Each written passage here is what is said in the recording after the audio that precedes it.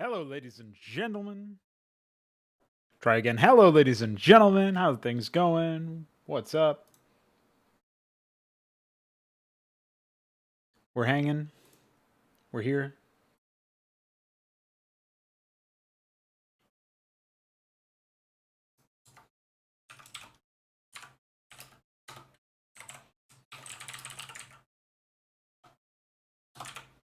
So I've already worked a fair bit today, but mostly it was on stuff that wasn't related to this. I did do a little bit of work on the layout. I've fleshed out some of this stuff over here, and I might continue to modify stuff, but as you can see, I haven't gotten super far. I still need to do the layout of over here, and of course the outer asteroid field layout. And obviously I need to really heavily work on this area. But in order to do that properly, we got to get some tile set work done. So that's what we're going to do first. I'm going to jump into the platform tile set folder.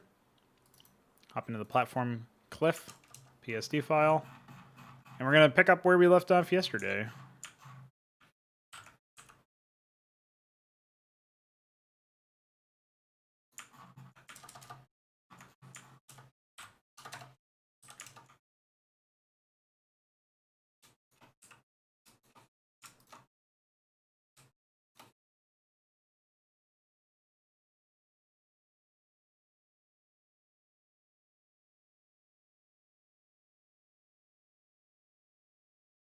Should be fairly straightforward here, since we're not all that worried about a lot of this stuff. I will be unmasking some of the depth that I'm erasing here, like I talked about in the previous stream.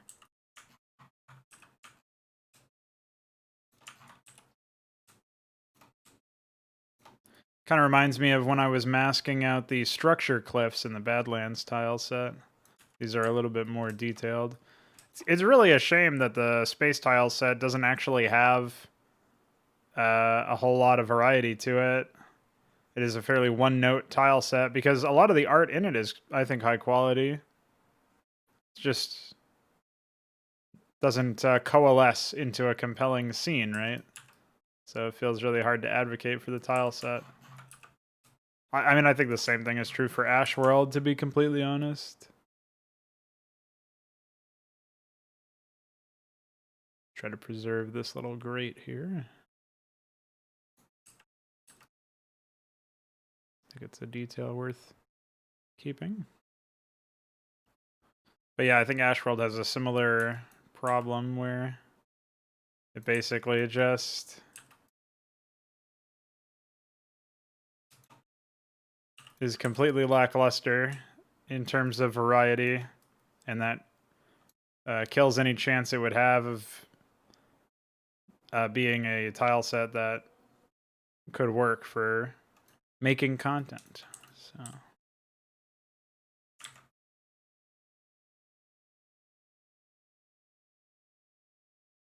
because at the end of the day, tile sets are just tools. And if those tools are of a decent quality, you can make decent stuff with them.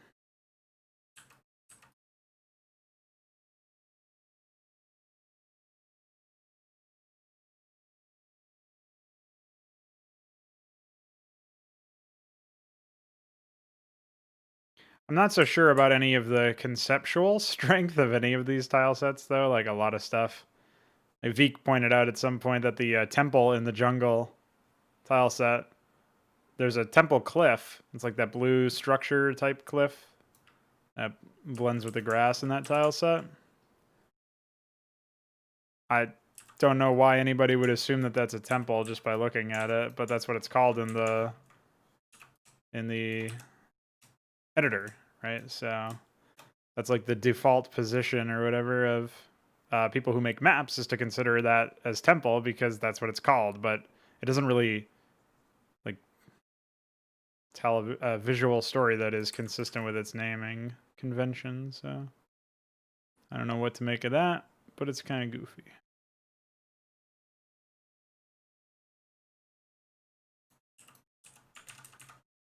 All right. So these are always a bit more tricky, these southern-facing cliffs, just because you've got to be cognizant of shading and a bunch of other stuff. So we're going to try to make those work well. I don't think we have to worry about too much here. Maybe we go a little overboard in a few places and have to draw it back, but I think generally speaking, we got it going on here.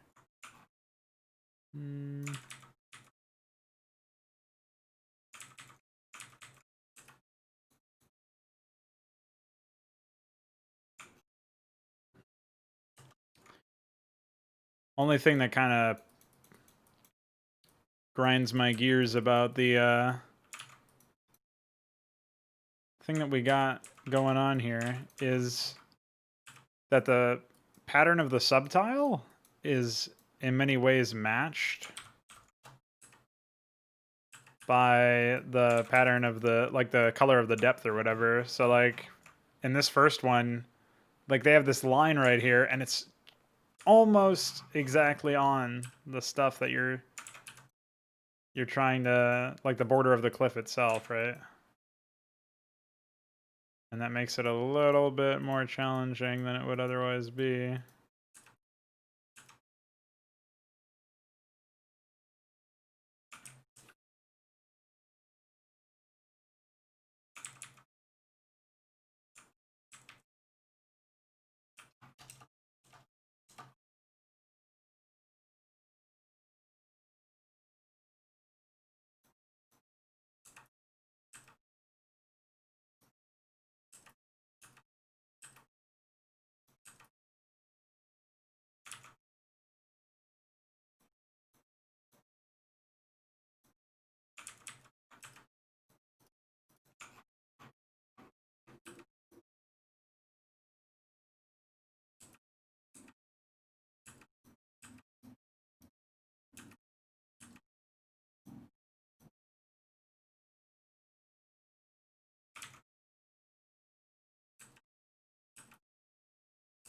All right, we're just about done here. Looks all right by my estimation. I'm just gonna make sure we have everything we need here in order. Because there's definitely a chance that I botched something there. But looks good to me. We'll go ahead and grab this, paste.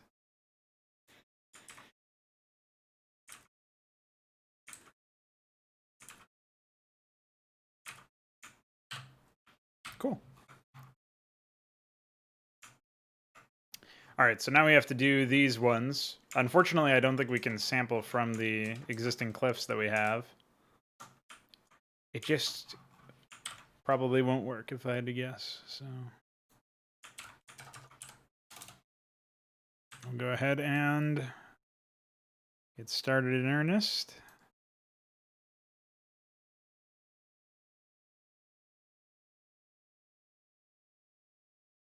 We're not keeping every single detail about the shading, but I think we're keeping enough of it that it's not a huge sacrifice, which is nice. Oops.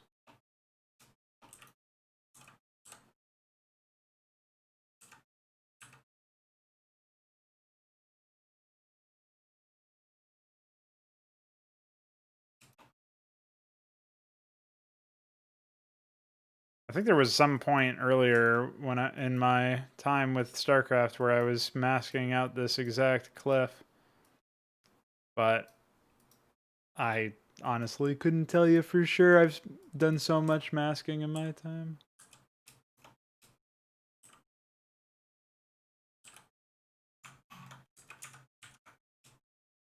So I do like the approach of moving immediately over to the next one after I'm done with the, like, the first draft or whatever, and then finalizing it there, though, because if I get a little too detail oriented and I get into that headspace, it can definitely be pretty disruptive to like get in and out of the focusing on very minor details. The mentality that you need when you're doing that anyway. I find it's easy to snap out of that, but not so easy to get back into it after the fact. So.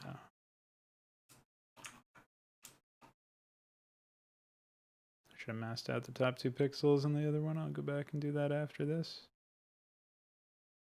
You can tell it's pretty easy to mask out the north part of it because there's just less going on there, generally speaking, but like less shading needs to be preserved because a lot of the shading is on part of the terrain tile that you're not even going to be bothering with. So it's actually a lot easier to do the northern stuff.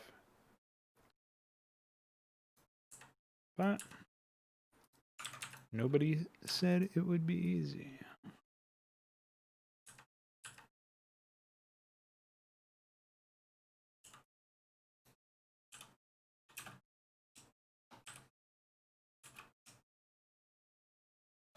Not sure if I actually should be masking that stuff out, but I think so. Oh, I think I know what the problem is. That's actually part of the subtile, but I didn't recognize it as such.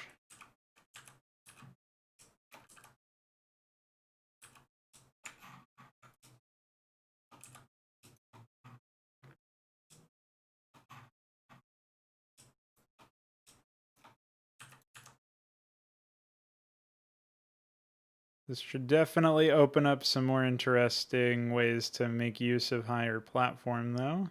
Main problem is that we can't make it actually count in terms of height, unlike higher dirt, where it actually was a higher height level than what we had before.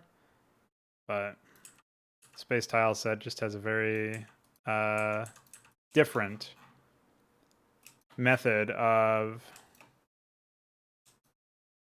controlling for its height variables by virtue of,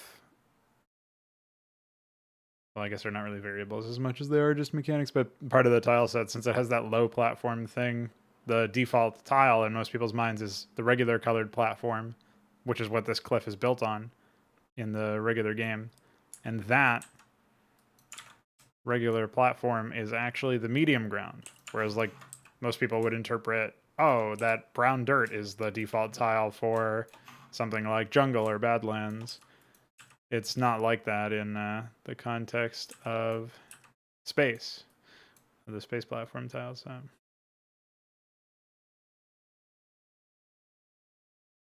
It's not so big a deal, but definitely contributes to some interesting developments.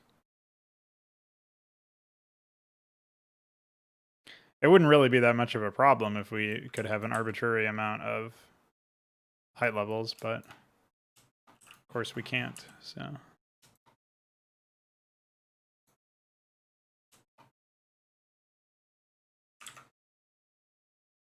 That one's such a subtle cliff, I almost missed it.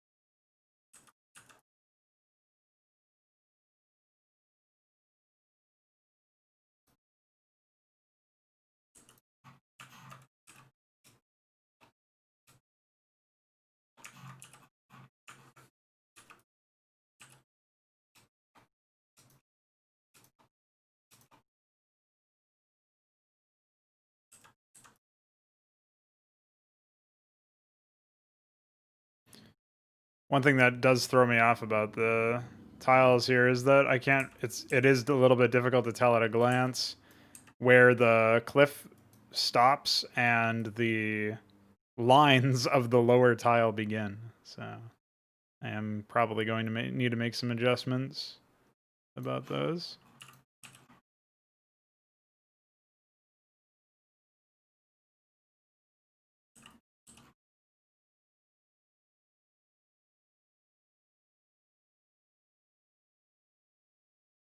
We're just about done with the first pass here, and then we can go back over and bring back the depth as is necessary.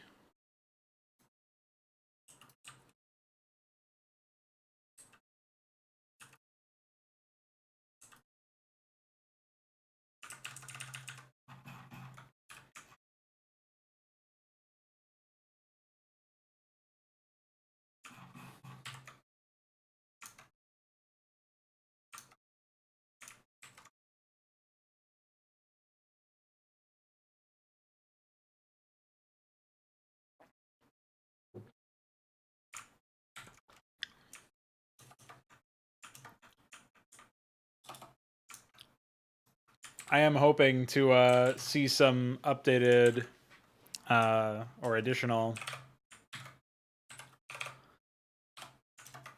whatever they're called, wireframes done at some point. I guess that June 3 Hong guy, the one who's doing all the wireframes, might be inclined to hop into the Discord server at some point. He thought he needed permission, so I assume he'll be joining when he gets confirmation about that.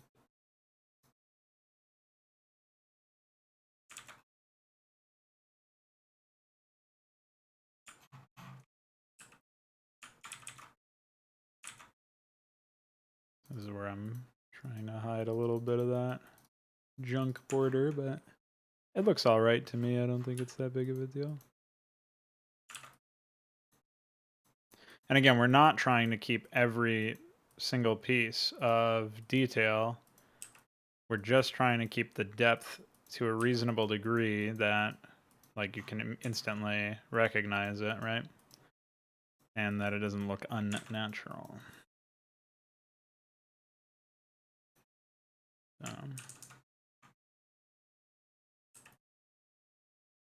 We do have a little bit of a cheat in that the tile that we are blending from is just a darker version of the tile that we were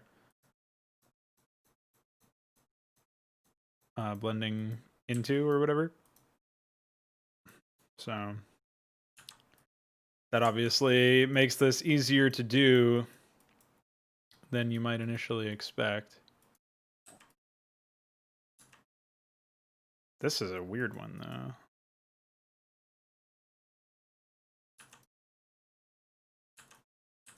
I'm going to have to kind of make my own shading rules for that one, but that's all right. I think it looks okay now. Take a step back afterwards just to be sure.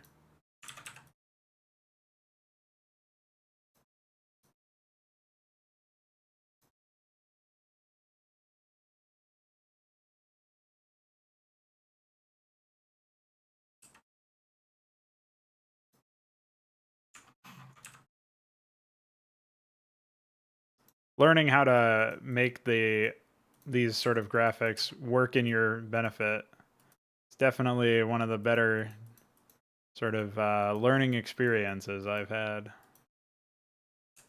to say nothing else.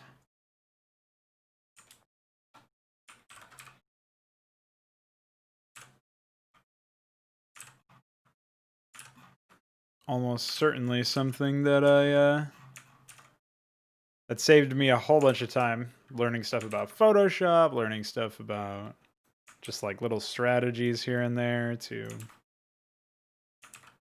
improve this sort of thing. I won't lie though, I have been struggling a little bit when it comes to keeping myself motivated to get work done on all of these different tiles and stuff, knowing that I probably won't make anything substantial in Starcraft after Deliverance. Like maybe I'll do some map crafts, maybe I'll experiment with some like arcade style co-op content or Fraud Night content or whatever. You know, I could see myself doing some stuff like that, but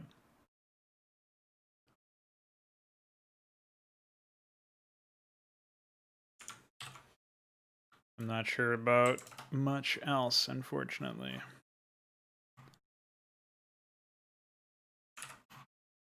So I am going to try to cheat sheet this a little bit.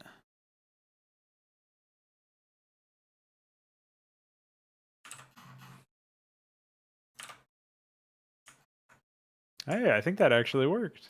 That's pretty crazy.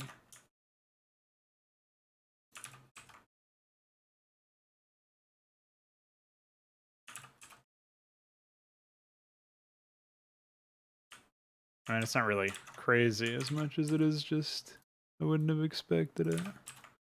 So I separated the grid into 16ths or 16 pixel grid instead of 32 pixel grid so that it would basically cut the tile in half.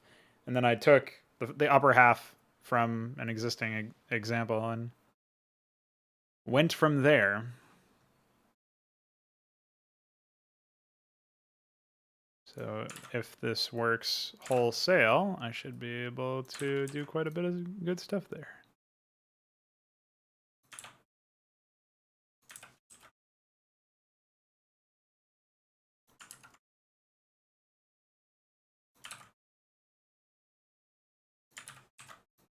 And this should be the upper half of this. No?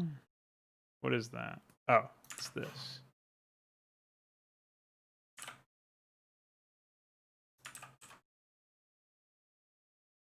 Right, that makes sense. Okay. Hard for me to keep track of everything precisely given the nature of it all.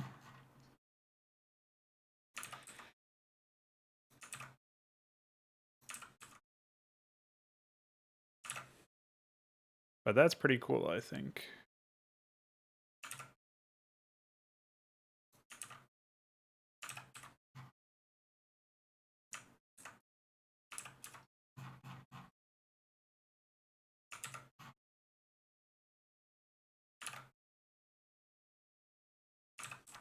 Again, coming up with strategies to simplify this procedure, particularly in light of what I was just talking about. No, I'm not going to be working in Brood War forever, so finding ways to make my time more efficiently spent with what I am doing, big deal, in my opinion. Just came to check if it's Rexar campaign. Well, you're safe for now from such ungodly fates. Have no fear. I probably will be forced to play that game at some point, I'm sure. Much to my chagrin.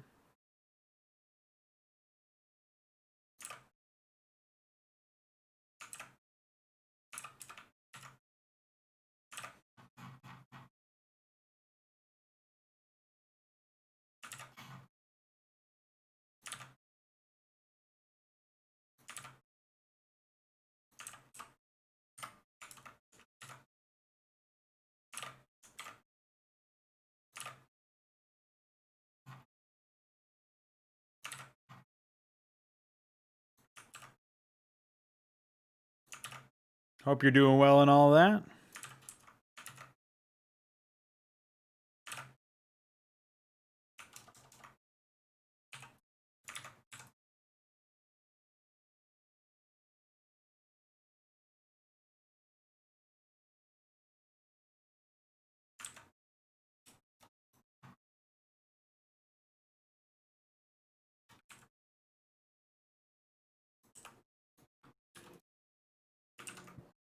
I do have to watch out for stuff like that, it looks like.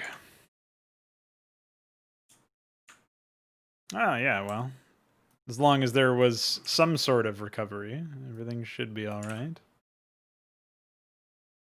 Glad to hear you're on the mend at least. Anytime anybody gets sick these days, everybody's immediate thoughts are, you know, the worst of the bunch.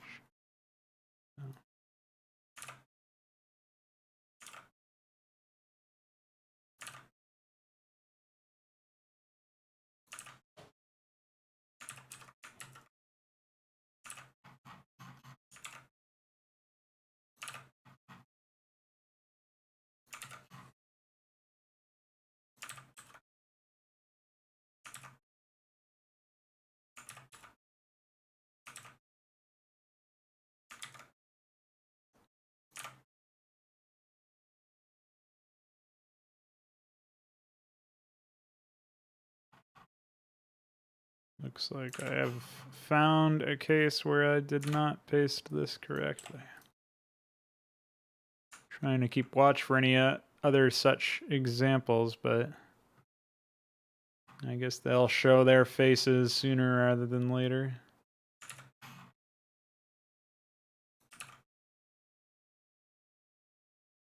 It's deceptively easy to get a little taken aback.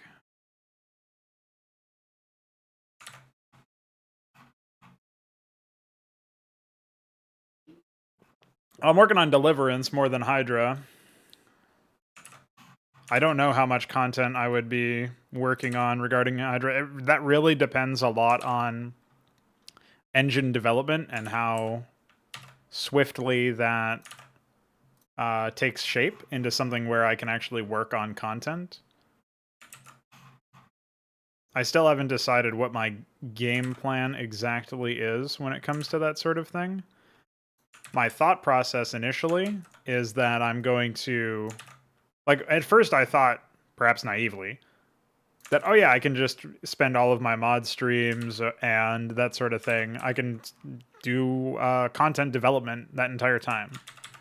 That was more or less my initial thought, I think.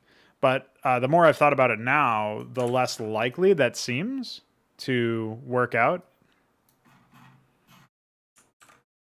On the basis of, like, I just know my own tendencies. I'm not putting it, you know, saying that it's out of the question. There's never a world where it could work out, but I'm just thinking it doesn't really seem that likely.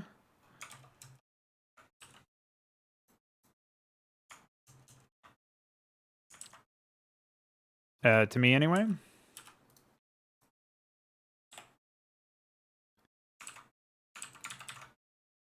I think I will still want to get work done on something, so... As a result of that sort of thought process, anyway, I'm thinking that it will almost certainly... That alone will result in me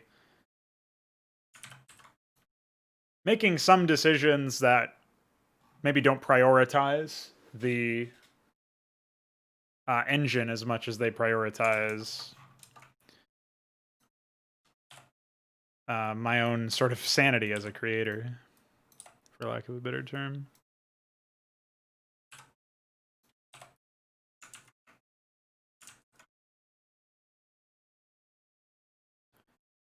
Which means that there probably will be points where I work on either HYDRA development or something else.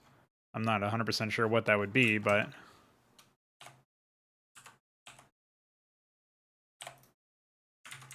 You know, time will tell, more or less.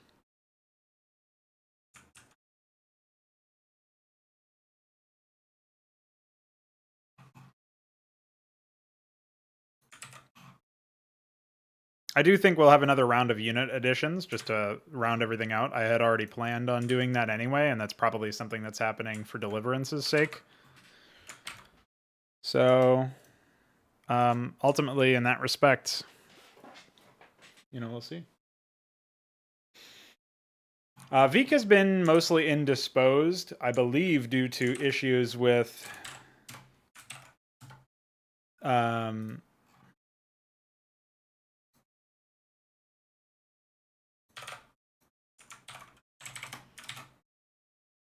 his own sort of... Oops, that's not what I wanted to select.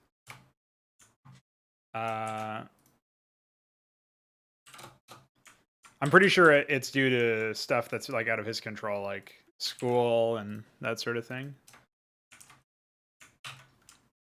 All right, so I think we've done that to a high degree of competence. So I think what will end up happening for him is that he'll just gradually get more time as things progress, and we will see where that leaves us. I'm mostly flying solo at this point, but I am still keeping him abreast of developments and talking to him about the ideas that I'm having and all that stuff. So he's still like, he is providing value in terms of giving me another brain to interact with regards to the project. Like I'm able to look at it at that sort of development phase and be like, here's what I'm thinking about right now regarding this project, and basically asking him what he thinks about a lot of that stuff. And sometimes we do find time to just talk, even if he's not necessarily doing anything, even if neither of us are necessarily doing anything at the time. So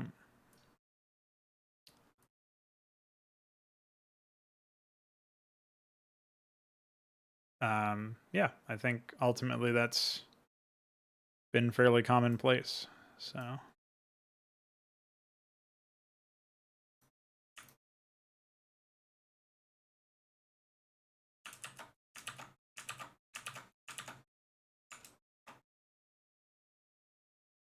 at least there's been that.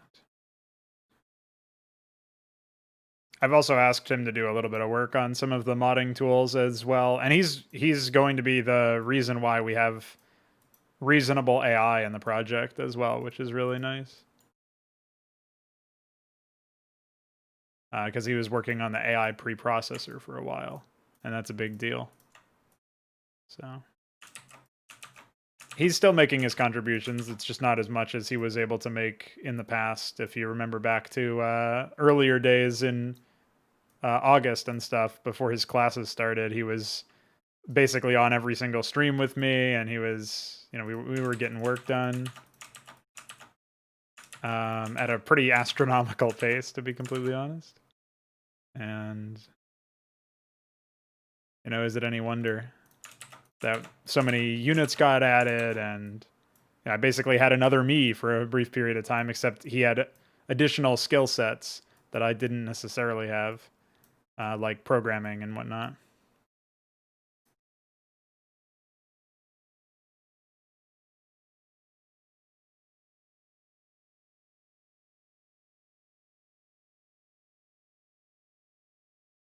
So he was able to help out in ways that previously, like, I was just unable to make any progress in, or as much progress as I would like, perhaps. I was still able to hold my own weight when it came to programming in some respects, but like I knew enough about the environment, the plugin environment, to like know where to go for a lot of stuff. But yeah, him and Iquare, big ups to them.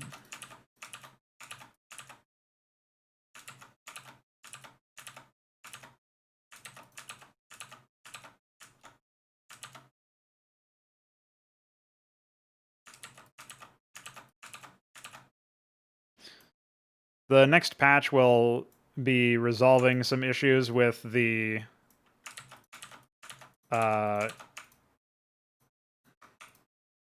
what's it called? Some of the more recent additions to the game, like the Empyrean, I think the Paladin and Southpaw and stuff.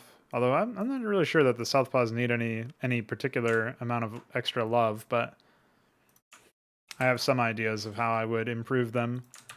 So I'll probably explore that as time goes on. So we'll mostly be trying to like put a final layer of spit and polish on that stuff.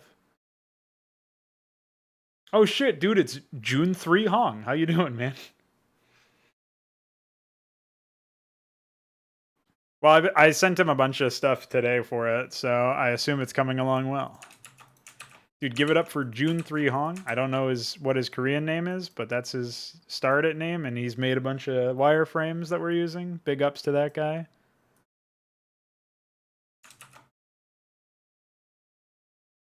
He's a cool dude.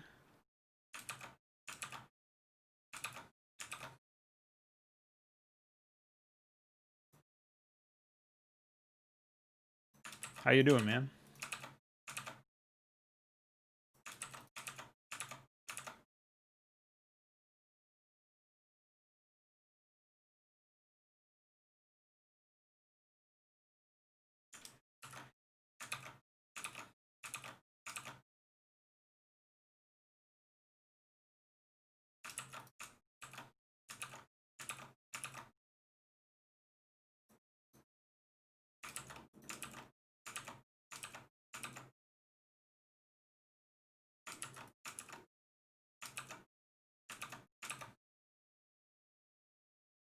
I guess these should all be like this.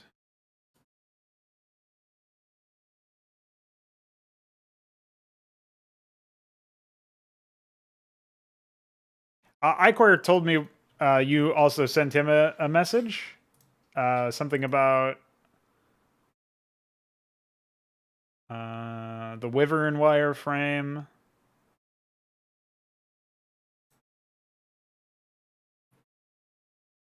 Anyway, yeah, I guess you thought you might.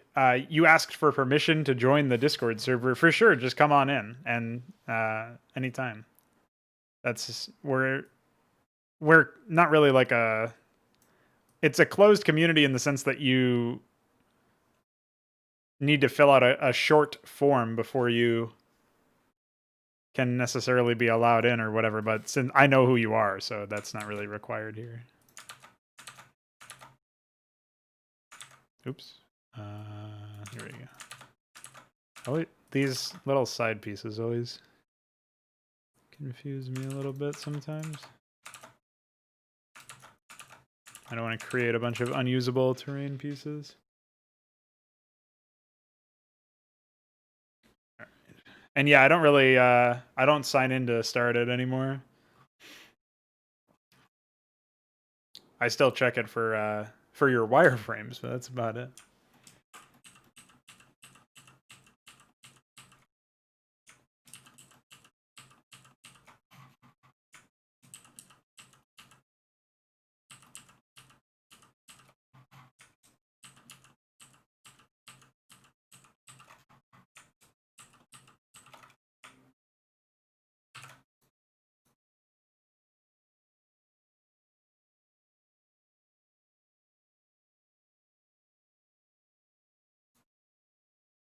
Oh shit.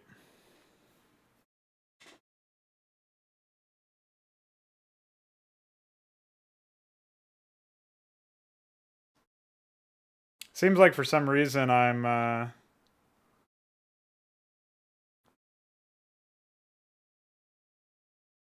able to. Oh wait, I think I know why. No, maybe not.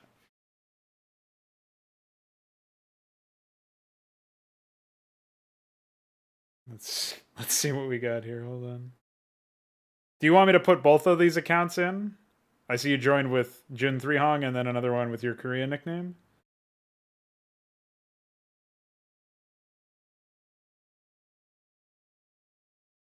Looks like it's the same name.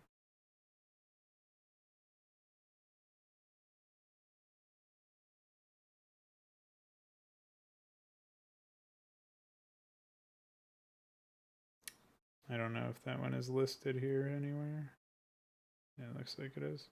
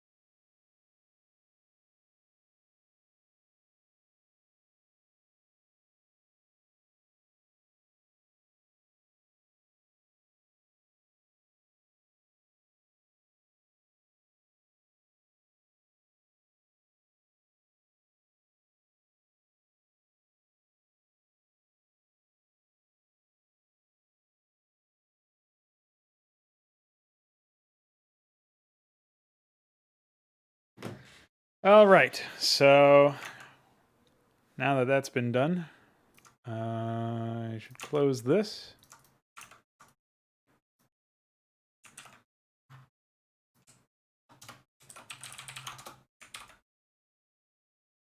Oops, get out of here.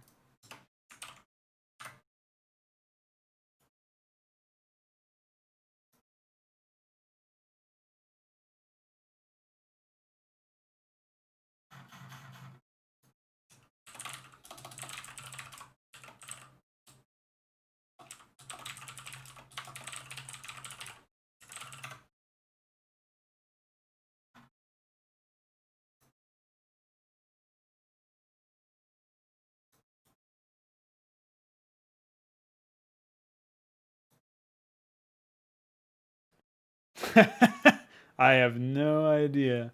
I think he got Randy at me for making fun of him or something.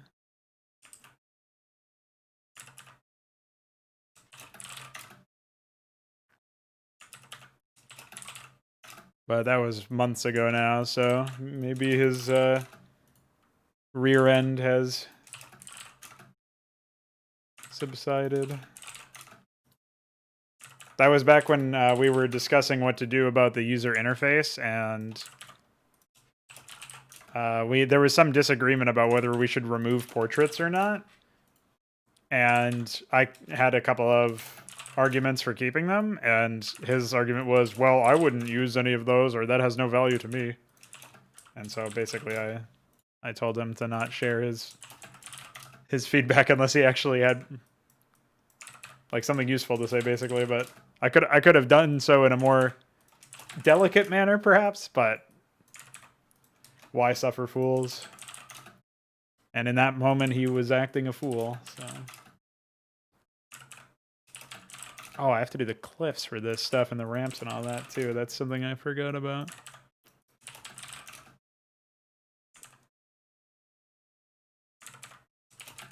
Cliff doodads. Are there any cliff doodads? I think it's just the ramps, the staircases, which are hilarious, but I will do those anyway. And then, like, the Bob's gun thing.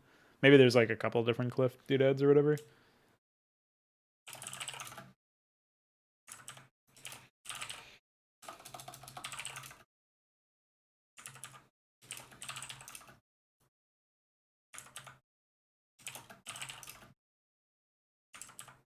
Oh, these are all supposed to be...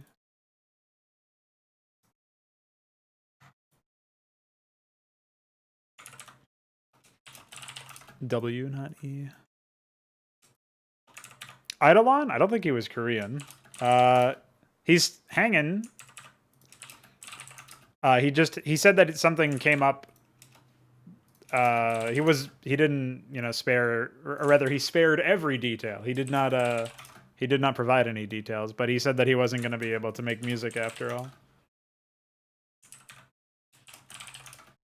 He sent me the VSTs that he uses, though, so I might play around with it or pass it on to Veek or something. So, and I think Veek has access to the source code for the mod launcher that he was putting together, so we should still be able to do something with that, but I don't know. We'll see.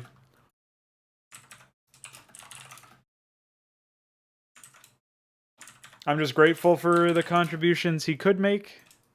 It's not like the project demands or depends on the existence of music. It's just that it would have been, like, his work was of a high quality, so with any luck, he'll have some time to compose something for the real game later on if he's still interested when we're in that stage of development. So, all right, so we'll go ahead and save this brush file, and that will be that for that. Now it's time to go into PyTile, turn all this shit off, and find ourselves some doodads.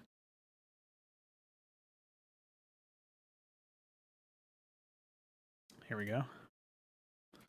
Yeah, looks like there's like an ice cream shop or something.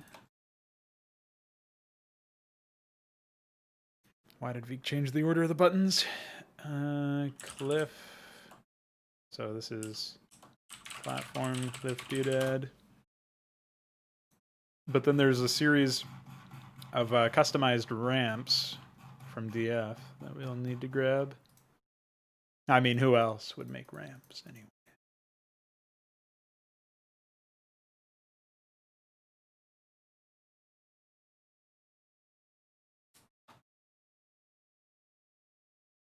We could do high-low platform.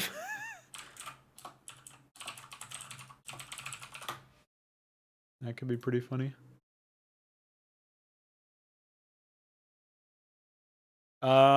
Yes. The reliquary is actually going to be removed at some point. It's not, it's just leftovers from a long time ago. I just haven't gotten around to replacing it yet, but I'll be replacing it with something else. like, eventually we'll have relics. Relics are supposed to be for champions, which are these like micro heavy Protoss units. It's just that it's almost certain we're not going to have time to implement them. It requires implementing like 20 different, or it's like 10 weapons, 10 armors, and I think, if I'm not mistaken, it's supposed to be like 30 or something, 30 things. So yeah, 30 augments. I just haven't conceptualized all of them yet. So a lot of that stuff is still is probably not happening. I should actually remove the upgrades now that I think about it. So this should be like Terran, I guess, new upgrades.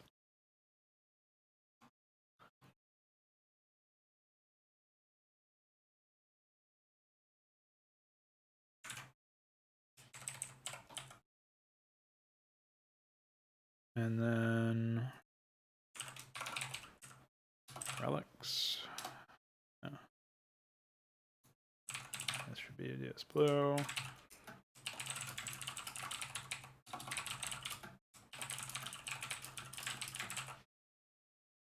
I'll just save this stuff in a text document. So this is Terran upgrades. New upgrades. There were a lot of new upgrades. But, you know. Easy come, easy go.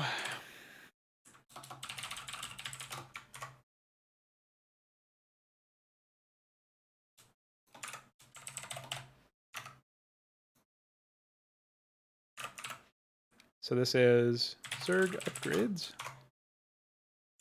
Go ahead and save that. Close that. Minimize that.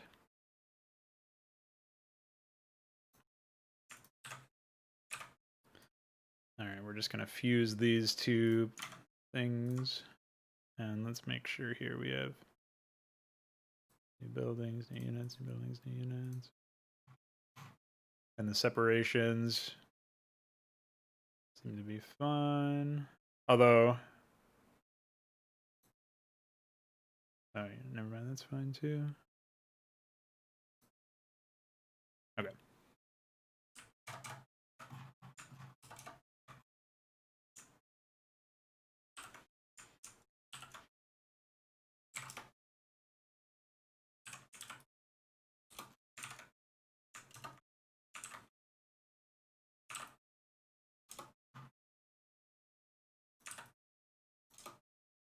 Man, the pallet butchered Bob's guns. Poor Bob.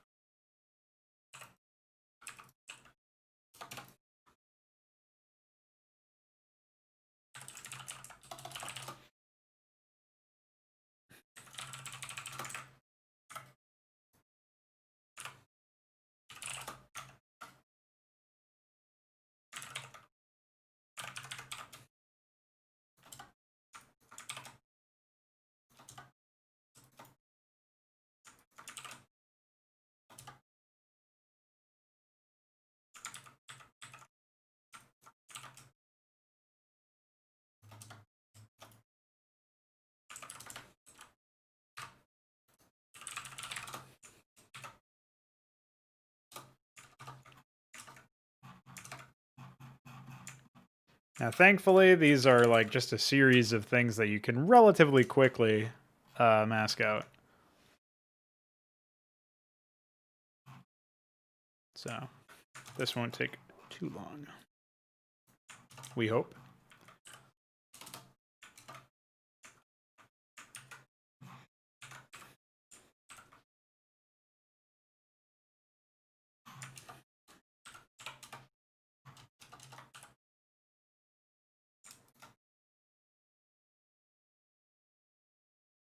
Oh yeah, I have to import the plating and other junk that I did yesterday as well.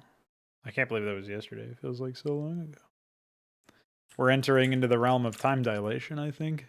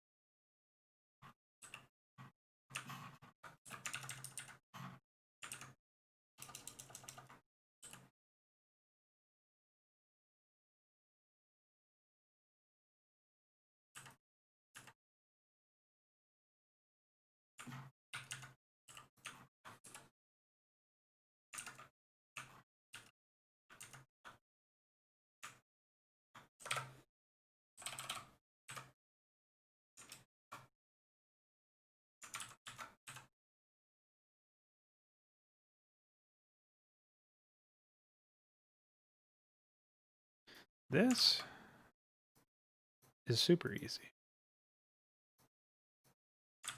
I just hope the same is true for everything in this file.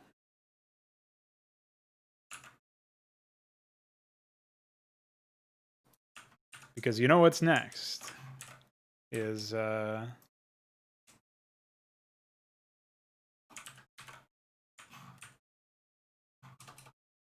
those bridges, if I want to do them today. Spoiler, I do not really want to do them today. I mean, I do. I want them done today. I just don't want to be the one who has to do them. The catch-22.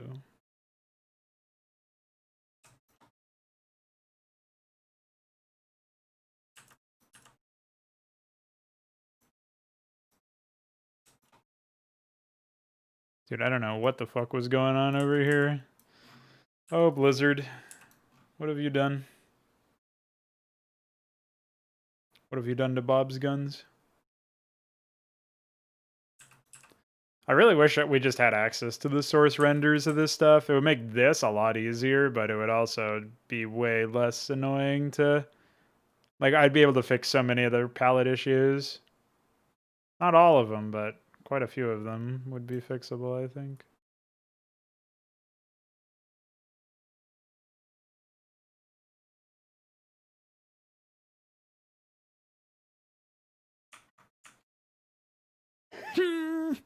What's up, dude? Dude fantasies?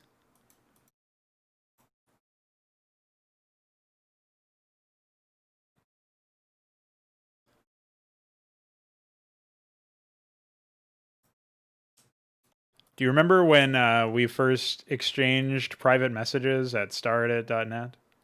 And you said that all of your friends call you Darky or something? And I was like, I don't know about that one. I remember that. Obviously, because I just told you about it. Good times.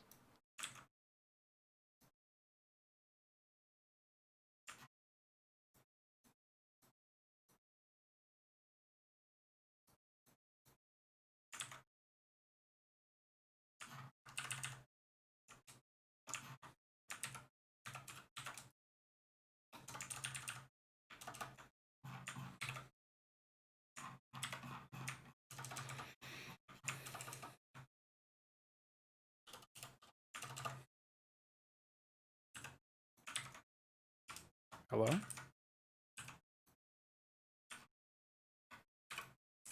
I knew it.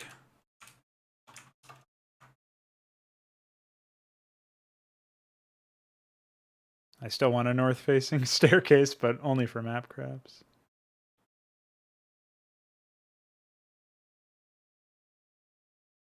I don't even know how you would do it, though. Just have to make a certain cliff partially pathable. You know? Reasonable behavior.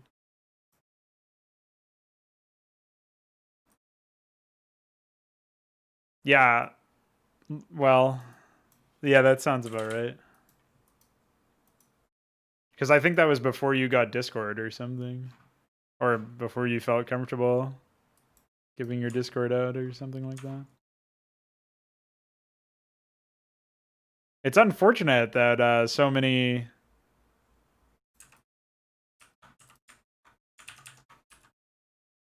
what's it called? Like, Discord is basically the de facto communication tool now, and it's unfortunate, man.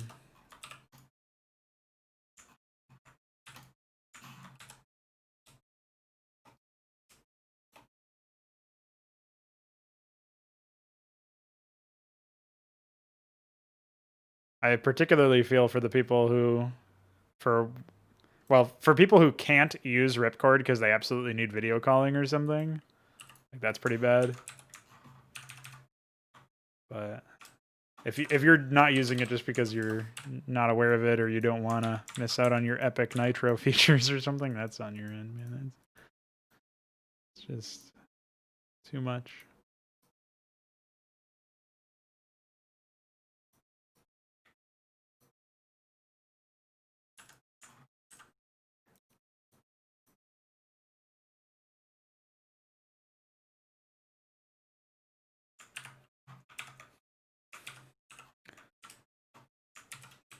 Can you believe we're having this?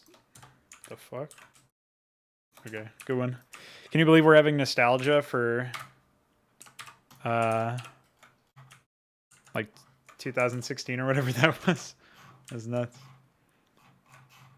Just how fucked up is everything else?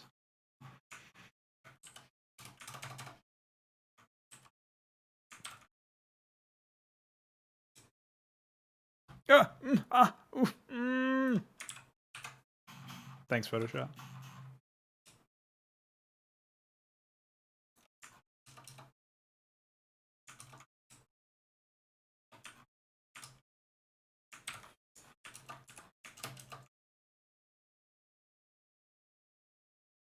Yeah, that's true. Oh yeah, we met before I even finished in Consummate, dude. That was forever ago.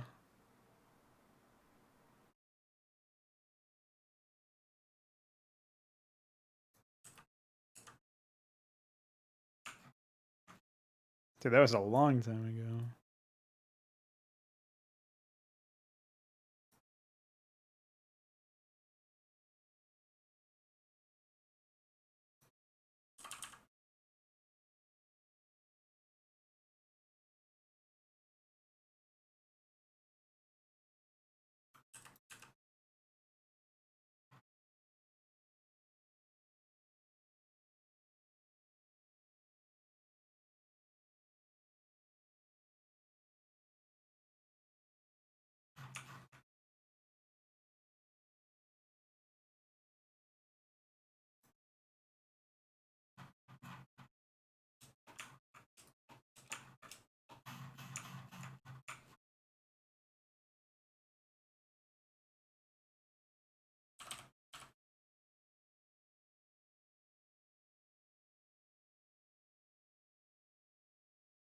Oh yeah, how did your thing go yesterday? Your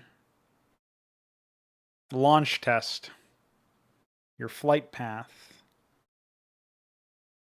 your Microsoft Flight Simulator 2020.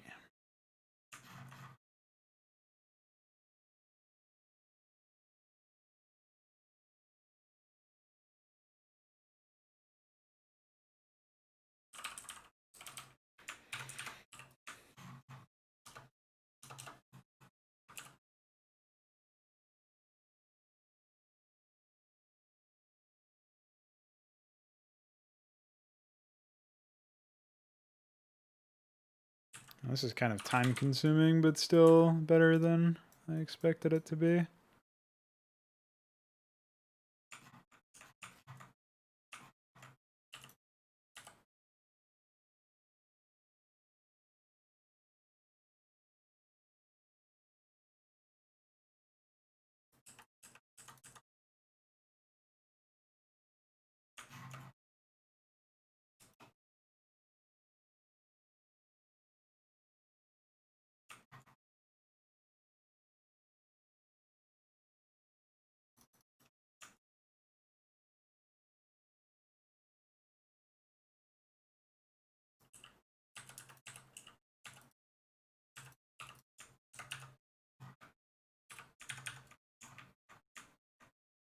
Ah, shit.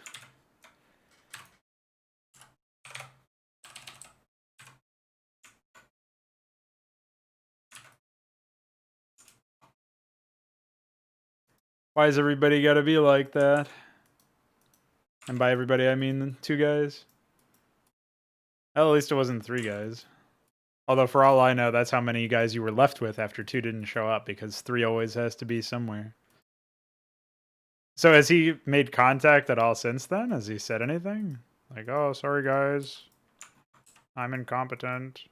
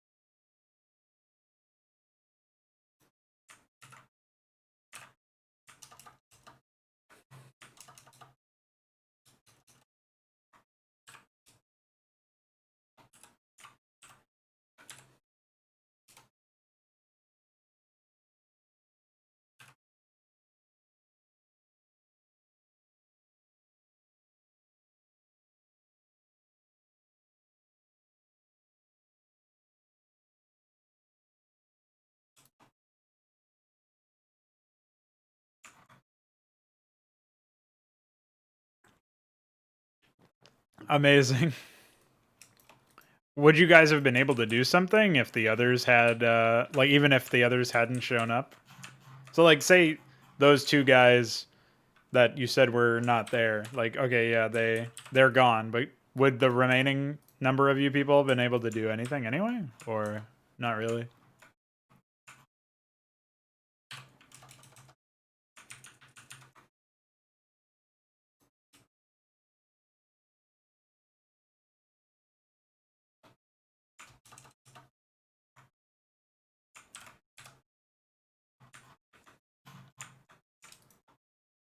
Oh, wait.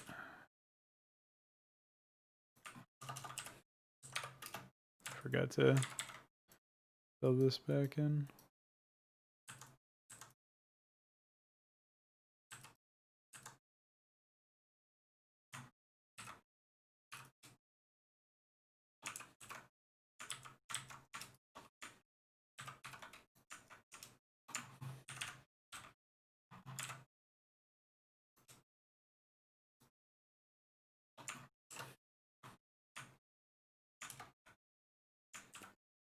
In theory.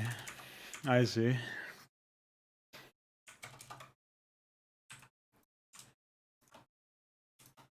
Well, at least you were able to get something done.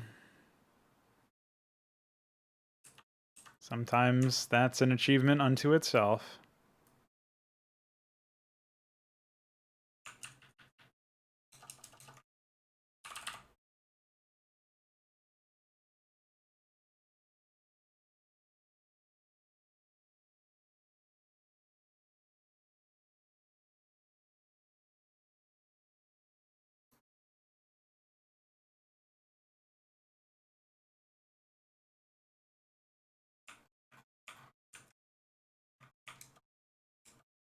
I'm not sure I understand the question.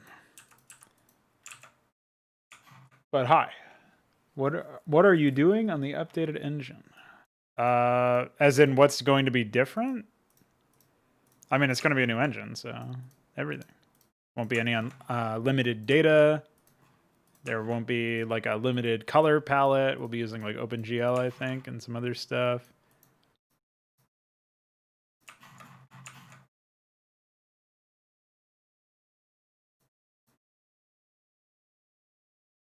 Basically, it will be a less limited tool so that we can make better content. That's all. I mean, eventually we'll make our own game within that, but as a start, we just want to be able to make, you know, RTS content. That is actually capable of satisfying our standards.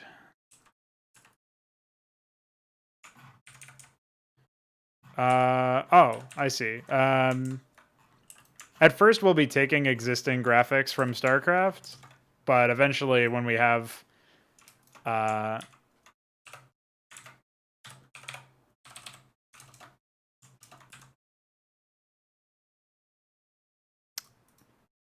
some point, we're going to have our own way around that, and we will like have our own artists making our own graphics. Like at some point, I'm going to get into 3D modeling and a bunch of other shit so that I can hopefully help with that. Ideally, as people like as time has gone on, the project has grown more notorious, and people have grown more interested. So as that has happened, we've had more people who have been coming in to help with stuff and make, you know, wireframes and music and all this other stuff that we've been, you know, able to make use of. So, you know, stuff happens like that, and you're going to see, I think you're going to see more people come in for that sort of thing as time goes on. And if nobody does show up with the intent of assisting, then like I said earlier, I'm planning on doing some of that stuff myself. So we're not trying to remaster StarCraft as much as we're trying to make like a game engine that can work better than StarCraft does right now for custom content. So that's the goal anyway. Oh, I just realized we have to nab this.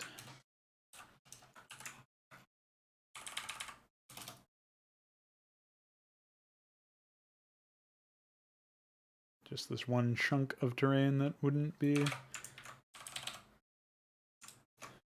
working otherwise.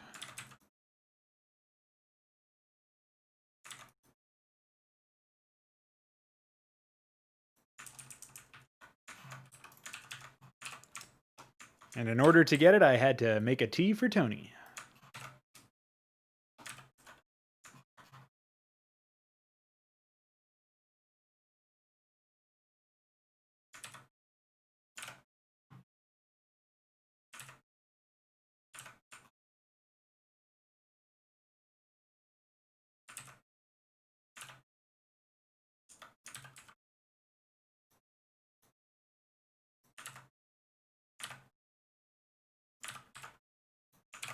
It's going to be 2D.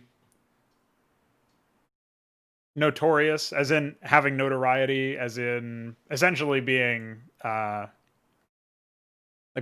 people recognize the name or whatever. They know what it is. They know what's going on. They know what the intention is behind it, that sort of thing.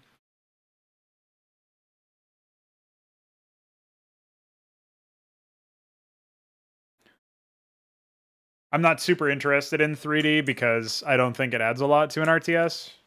I think the only one that actually played around with what 3D can offer in a gameplay sense is Homeworld, but that's just hearsay. I don't actually know if that's the case. So I'm assuming it is based on how many people have told me that, but I don't fully know for sure. So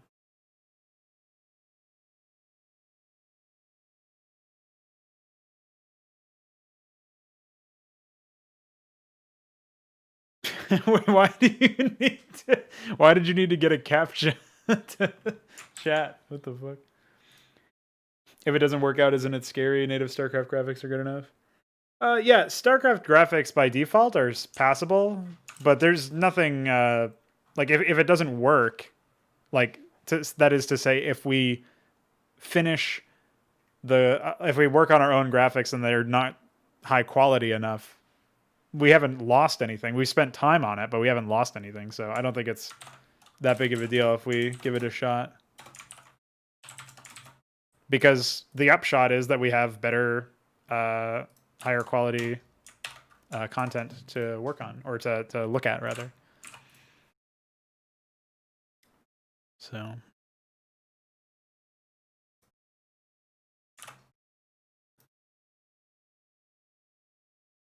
Do I still have PyTale open? I do.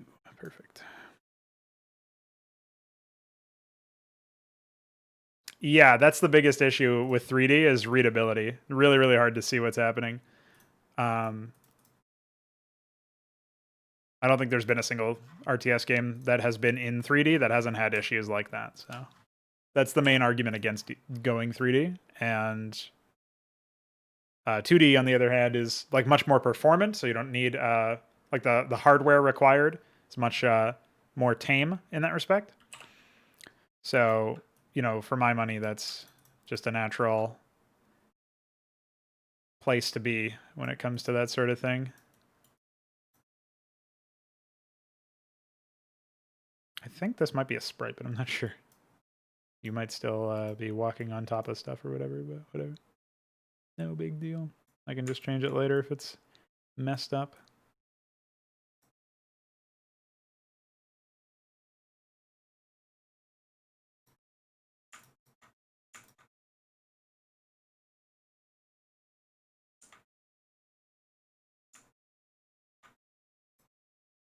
But yeah, I think that 2D is the way to go.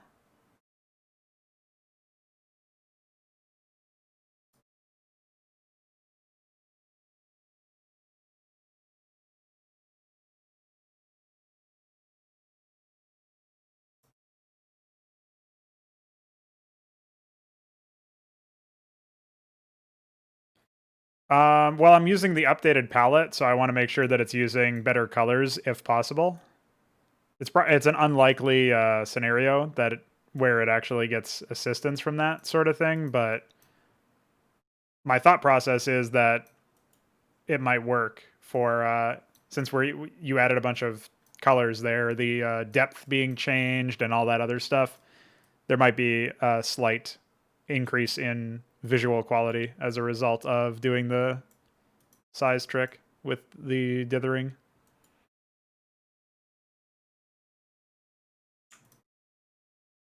Probably doing nothing. It's probably not accomplishing anything. But on the off chance that it is, doesn't hurt to do it. Barely takes any time at all.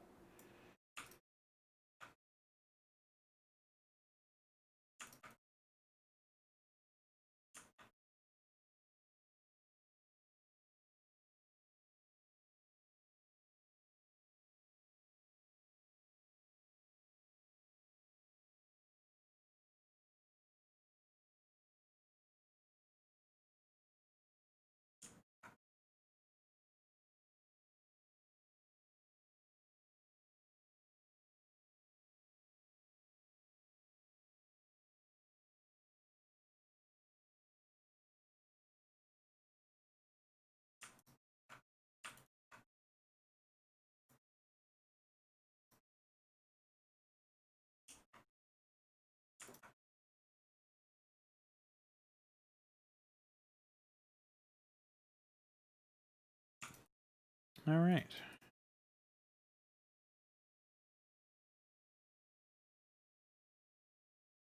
Something satisfying about significantly improving the pathfinding of all those shitty default ramps. Like the installation ones were a big deal. It's like, finally, I fixed this thing That should have been fixed a long time ago, but wasn't for whatever reason.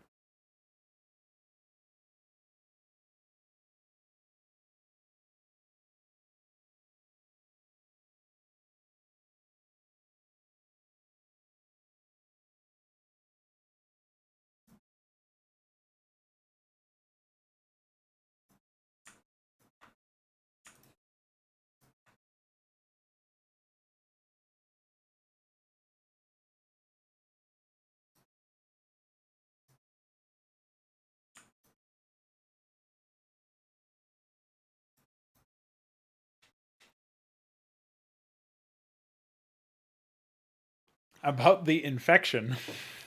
Oh, he must. I wonder if he's talking about the coronavirus. Go ahead, tell us your story. Coding language I learned recently. I'm not sure what you mean.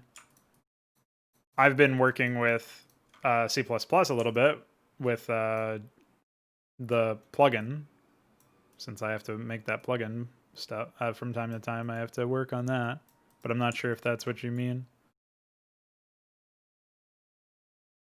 by coding language. So yeah, I mean, that's a pretty universal one.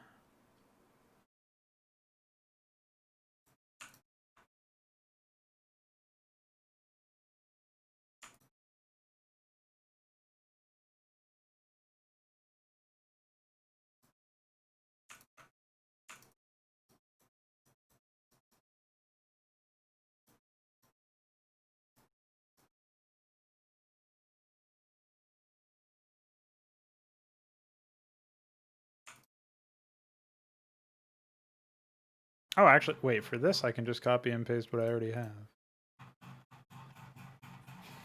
I mostly just did a bunch of work on GPTP and looked at existing examples.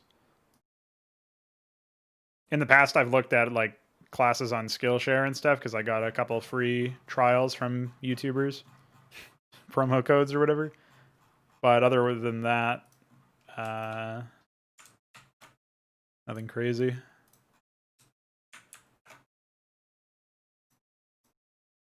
Just a lot of my own work. Oh, shit. I should have saved before I did that. Ah, Svetli. Why did it have to happen again?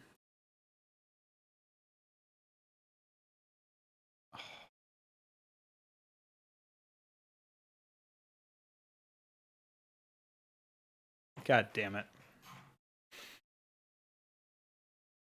All right. Back to the fucking drawing board. Gotta do that one again. SMA. There's no such thing as a Control Z in this program.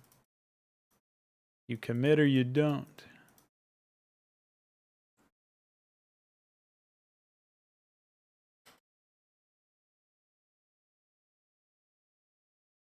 What was that? Oh, was that Flame Knives? Where there was that guy who was like, be quick or be dead. And he would always say, whoa! I'm pretty sure that was Flame Knives. What a campaign, honestly. What a stunning and brave campaign. Surely stunned me, that's for sure.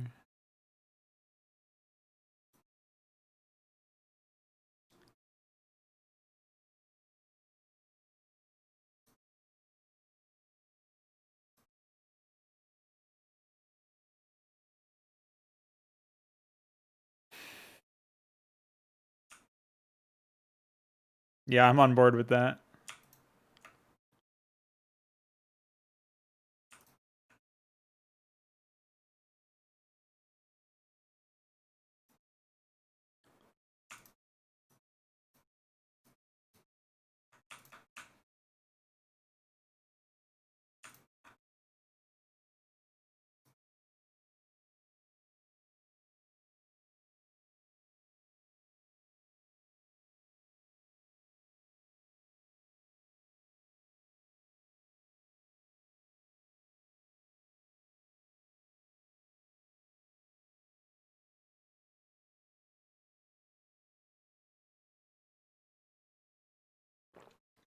Oh, shit.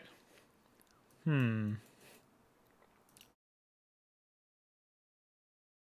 Coronavirus, I don't feel so good.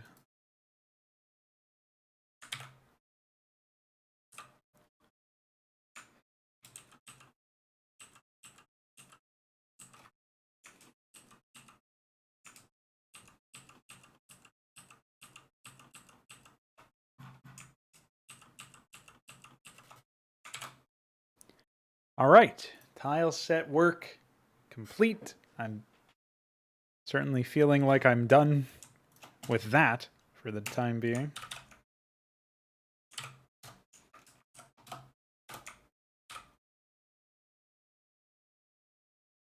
Let's go ahead and pop open the brush. Got to get that done.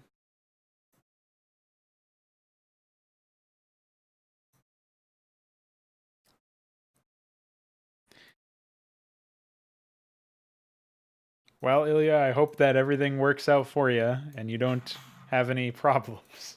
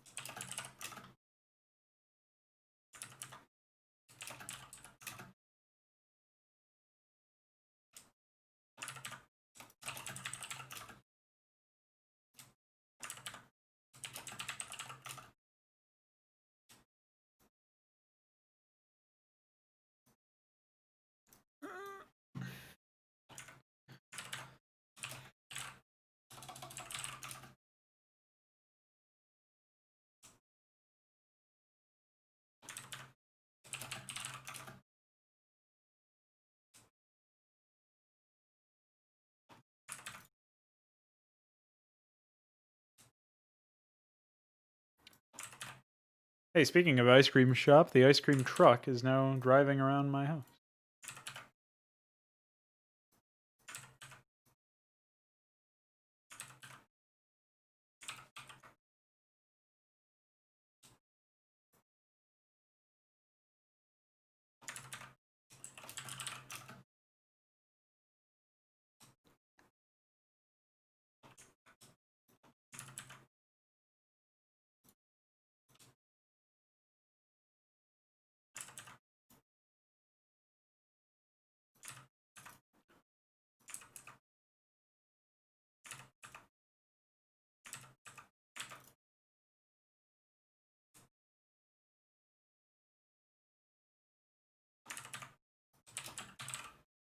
Ugh.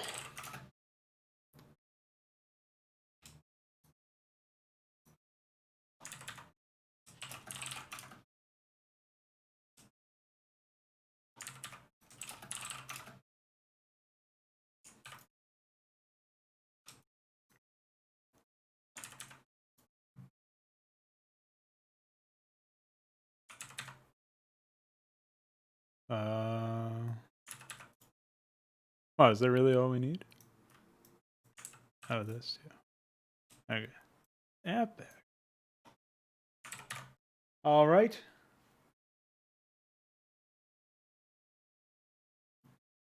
Have a good one. I think you'll be all right. Just make sure you're taking vitamin D, getting some sun, that sort of stuff. Stay healthy, and everything should be good.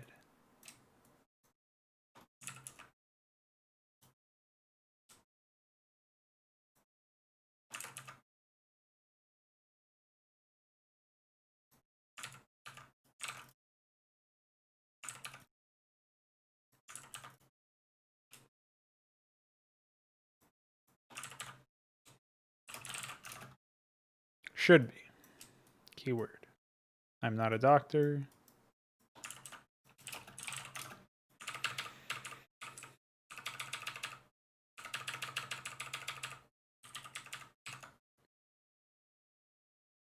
All right, check that out, dude. We managed to do an hour and a half worth of Tileset work, and we squashed that big deal. That's a big deal. I'll take it. There is still the matter of, if I look at the rest of this stuff. So we've got merging subplating with dirt, making those dirt cliff stacking tiles work in this tile set. And then that's mostly a port, but we are going to have to make custom ones later on as well for the space blends and stuff. That's like a later thing. So porting those, making the subplating blend with dirt, and then doing the dirt into platform bridges as well. So that's like the bridge is like the big thing that's going to require like masking and a little bit of creativity, but the rest of it should be generic ports of like one terrain type to another type of thing.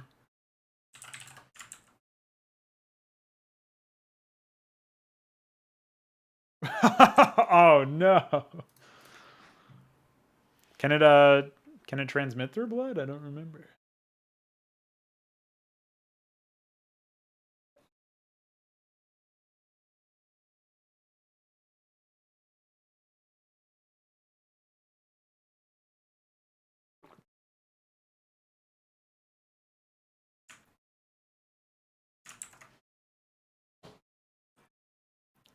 Oh, so I guess you're fine.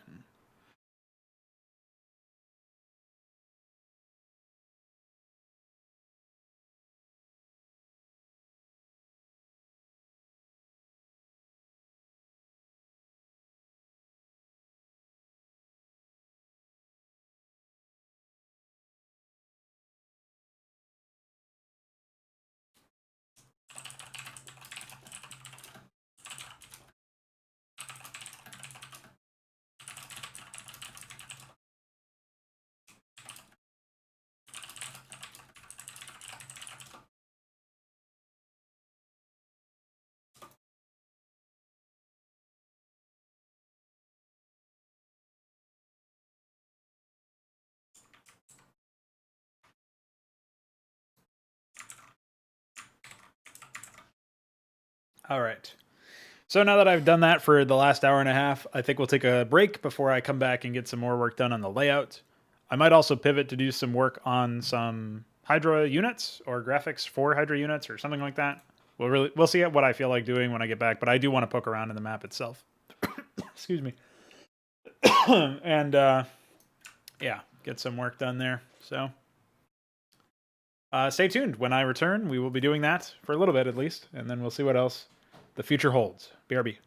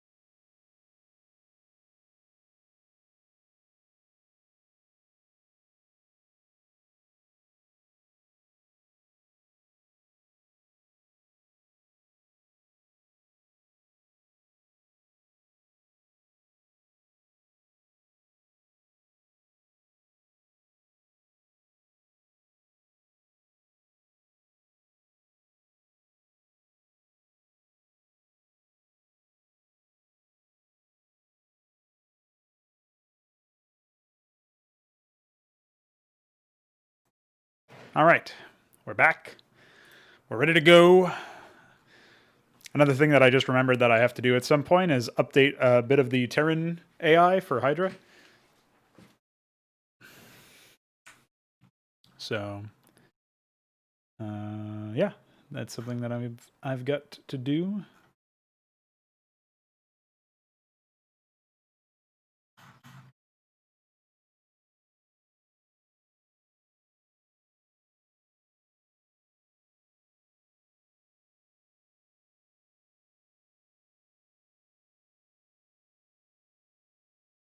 Okay.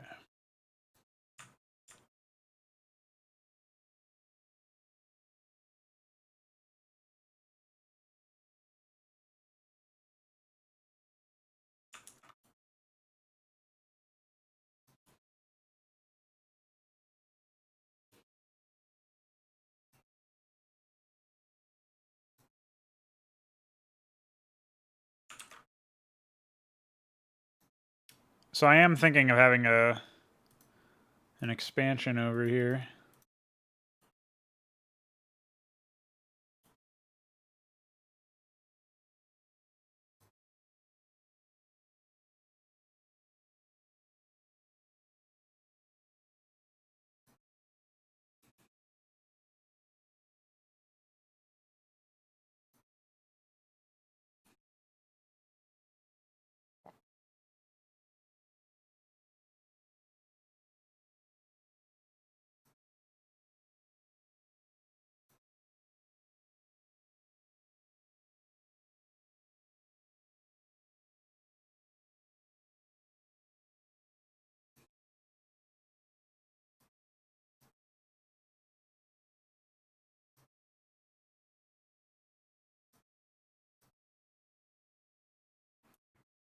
The other thing I'm not sure about is related to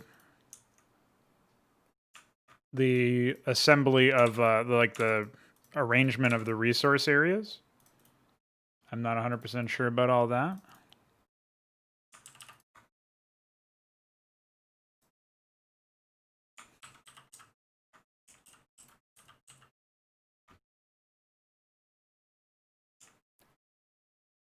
I'm thinking it makes sense to have it be symmetrical in a way, so that if I do match up one here, then I would do one over here as well.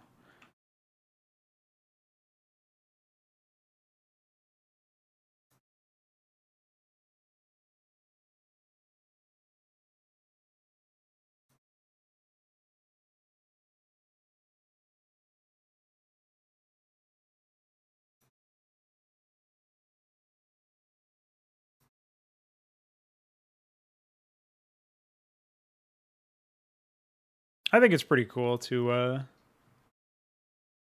have a few more options for these kinds of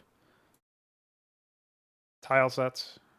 I'm a fan of how this, like the kind of thing that this adds as far as options go.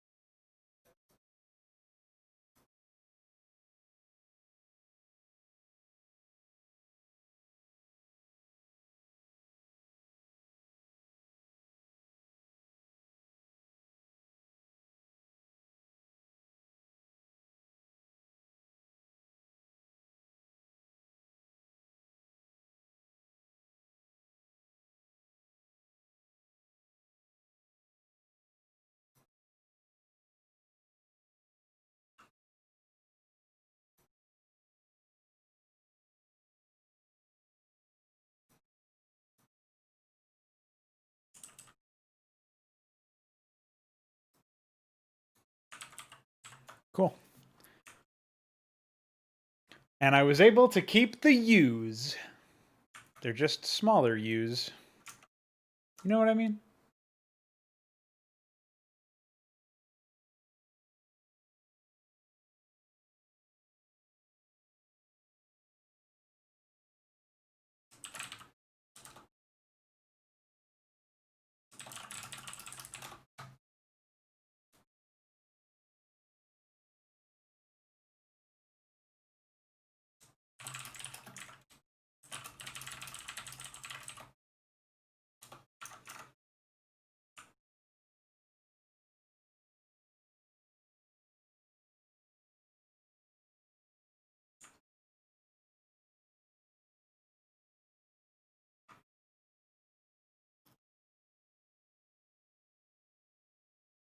The real question is, where do I want to put the master area?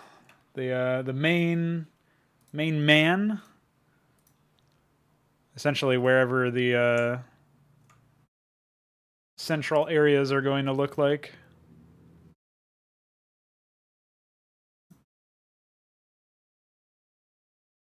Oh yeah, you know, that's another thing is like this area over here is just going to be a dead-end corridor most likely. So I don't know how to really... I guess I can port some platform doodads to high platform and maybe block them off with some of those or something. I'm not sure. Time will tell which strategies work out the best.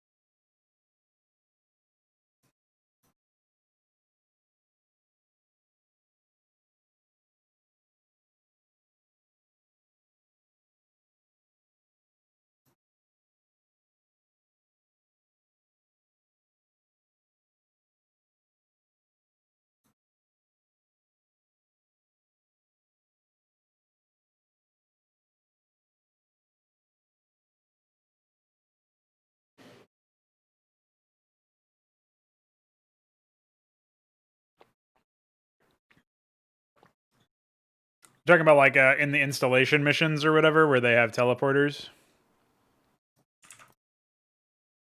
It's funny how they never use that technology anywhere else.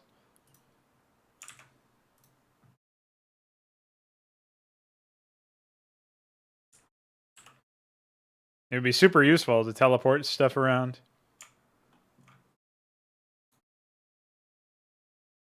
But they never do.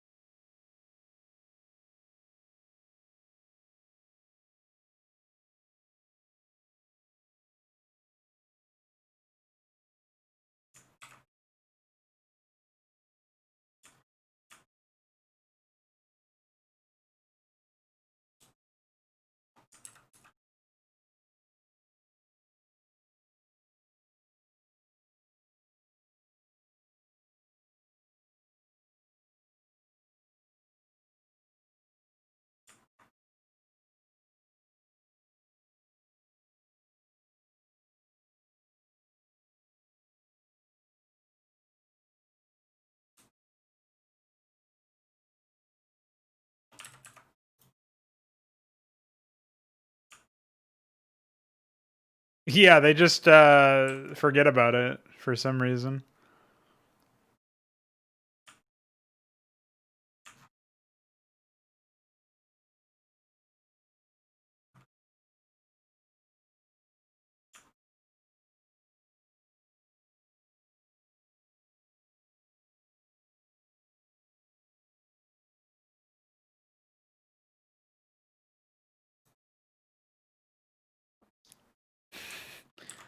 I think those doodads actually break immersion more than they help. I don't think variety makes up for the fact that it's goofy as fuck to have like an ice cream shop on a space station. I'll probably replace the Bob's Guns one too for similar reasons. Like it makes a bit more sense when you're talking about a situation with Badlands, right? Because then you can be like, oh yeah, there's people who are living here in this city, and you know, technically people live on the space station too, but it doesn't make any sense to expect fucking ice cream shops in the middle of the troop, like a militarized section of it.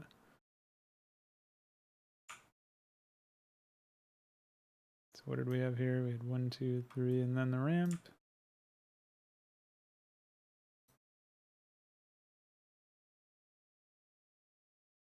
And I'm assuming that means we had 1, 2, 3, and then the ramp.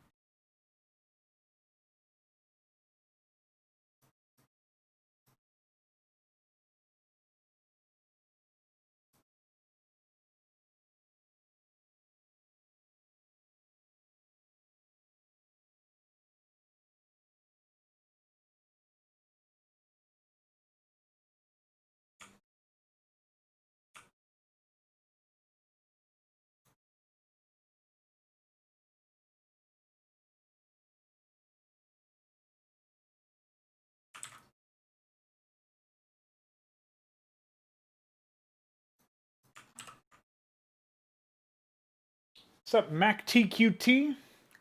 This is indeed the terraining of the 4th mission of Deliverance. You guessed correctly.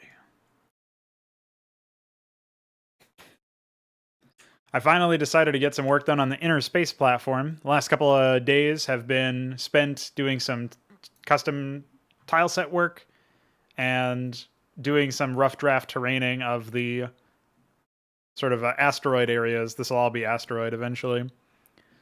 But I kept neglecting the centerpiece of the map, the space station itself.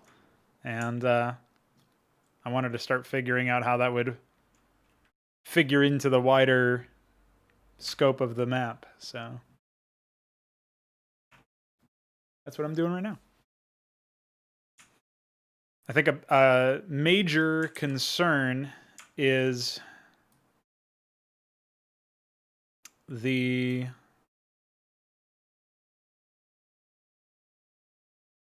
tendency for my maps when I'm focused so heavily on making things. In this case, it's symmetrical, but in other cases, I'm just trying to line stuff up so that it feels like it was placed with a purpose. On an architecture level, almost a geometric level, you look at it and you say, oh yeah, that lines up with that. And maybe it's even a subconscious thing for most people who probably aren't like putting as much detail-oriented thinking into it as I am, because I'm the one making it. Like they just sort of look at like the fact that so many of these angles match up well with each other. That should create this sense that it was actually architected by something, you know, instead of being haphazardly slapped together. And you get a nice balance because we get to incorporate the asteroid terrain that you see in the bottom right. We get to incorporate that with the larger map as part of like a surrounding area. So you get this nice like thematic element there. But a big problem or potential concern that I have is that the angular nature of the, and of course the symmetrical nature of the centerpiece may end up resulting in very frequent usage of what I call the long corridor of doom, which is what you see here, basically, right? And I haven't placed all of the bridges or connective tissue between the asteroids and everything else. But the idea here is that, like, if you were to just take this long passageway on the side of the map, like, that's a long corridor of doom that you're just walking down. And as long as you have choices to make about where to go, it's not as bad as it could be. But I do think that that's an issue that I find is much harder to create an environment that remains believable and retains that factor of feeling like it was deliberately constructed and engineered and built with a higher purpose in mind. It's hard to retain that feeling while also making sure that there's enough options for everybody to take advantage of. So that's been a challenge that I've been poking at for the last little while. And well, I guess we'll see how well that works out for me at the end of the day.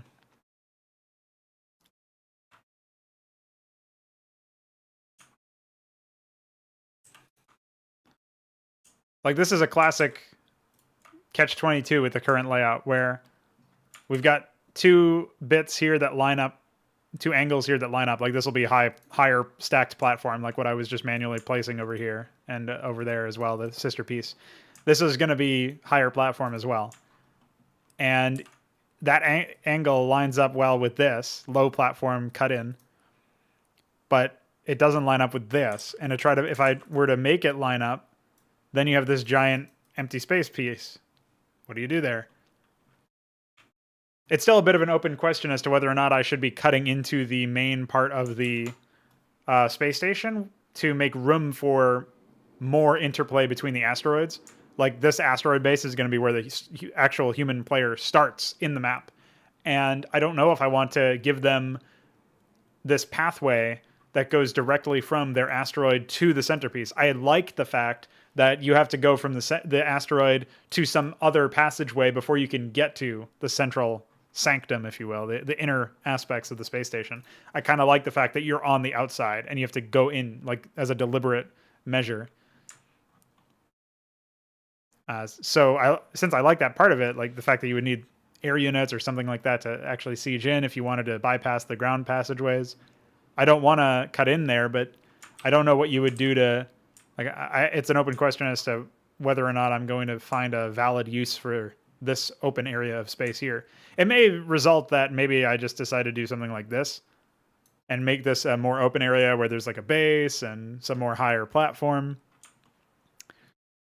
I kind of like that idea as of right now, but I'm not sure. Like this whole area has gone over a few different revisions.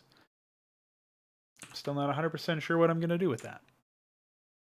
But that's part of the reason why I'm trying to make some more final-ish changes to the map.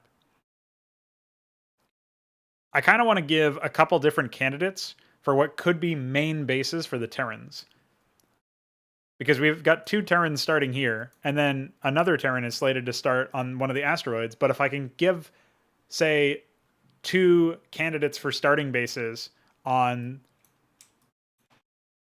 each half of the platform, so like 2 here and then 2 here on the right side as well, the upper and right side, that could work out very well for starting everybody on, like all of the Umojan allied players, the 3 Terrans and the 1 Zerg, could start on the platform, or at least the 3 Terrans could start on the platform, rather than one of them starting on the asteroid. Because it kind of makes sense thematically for them to deploy the Zerg on an asteroid, because it's like, oh, we're trying to make them, you know, like, maybe we don't want them to infest our space station, you know? But at the same time, that does leave them open to then the Protoss arriving later on. So I don't know, man. There's a lot of stuff going on, and unfortunately, we are limited to the maximum map size of 256 by 256. And that means I can't make this map like wider. I would love for this map to be the same height, but wider, maybe like 64 tiles wider or something, and create a whole bunch of space to the right. And that would allow me to build out this giant asteroid over here that one of the Protoss starts off of, and then have like more space for the Zerg to deploy on that side and then come into the facility. But I got to work with what I got, you know, and I didn't want to sacrifice scale of the space station to fit in more asteroids on the right and left sides. So I went for this approach instead, but it's one of those positions where I'm just butting heads with the actual limitations of the engine. And one of the main driving forces behind us eventually making our own engine after this project is in some state of completion and we can move on. But that's its own can of worms.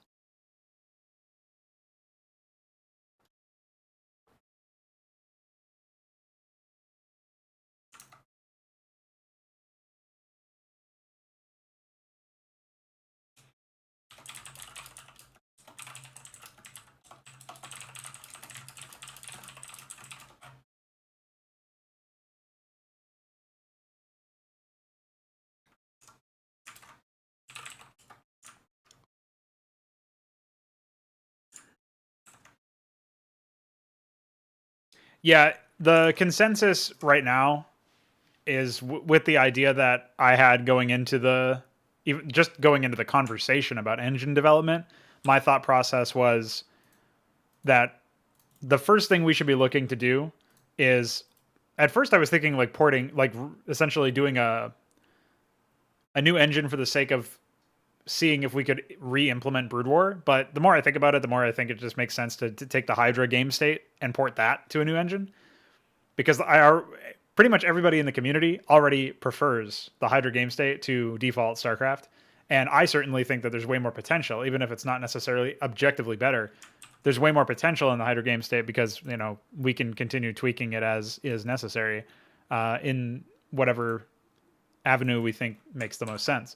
So we get to kind of control where it goes in terms of the core tenets of it. So as a result of the first major goal being essentially porting the HYDRA game state over into this new engine and making everything function the way we want it to, that means that we'll have plenty of other reasons to incorporate StarCraft assets, because we use StarCraft assets in HYDRA right now.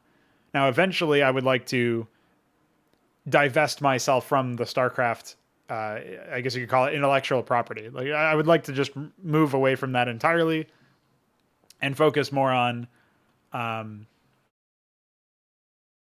looking straight at brand new original setting and original factions and stuff like that. I'm sure we'll ape a lot of conceptual stuff from StarCraft just because it's dominated so much of my life in terms of the like time spent with the franchise. And there's a lot of concepts and ideas on a lore-based level that I think could be executed much better if they were done. So, you know, basically the idea is there, but the execution was bad on Blizzard's part, and I would like to do better with the idea. So that will presumably determine some aspect of it. Like maybe I'll decide, hey, I want to try my hand at this and see if I can do something better with the concept. So I'm sure stuff like that will come into play, but ultimately right now I think just by default we'll be trying to do something like that. So that will definitely require or favor the approach of taking StarCraft's default assets, shoving them into our engine, and seeing what we can do.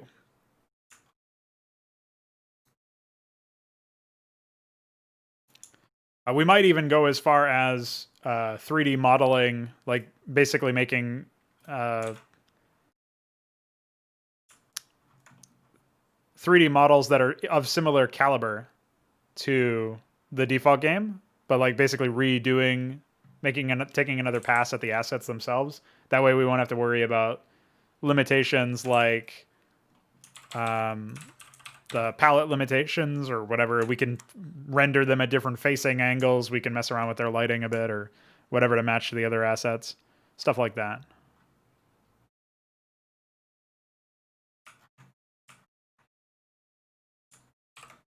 But at the very least, we'll have some version of those assets injected into the new engine for sure. Just because we need placeholders. When we don't have any data limitations, like we can't add so many new units, that like as many new units as I want to the game due to the data entry limitations. So when in the new engine we won't have that limitation. We'll be talking about something like 100 units per race minimum, I think. I mean, maybe like 70 units and like 20 or 30 buildings or something like that. I'm not sure, but it'll be pretty significant. The number, like the roster of units will be very large in that respect. So that's a case where like it only makes sense to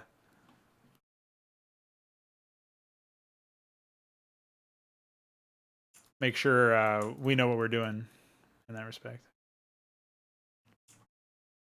There we go. I kind of like where this is going.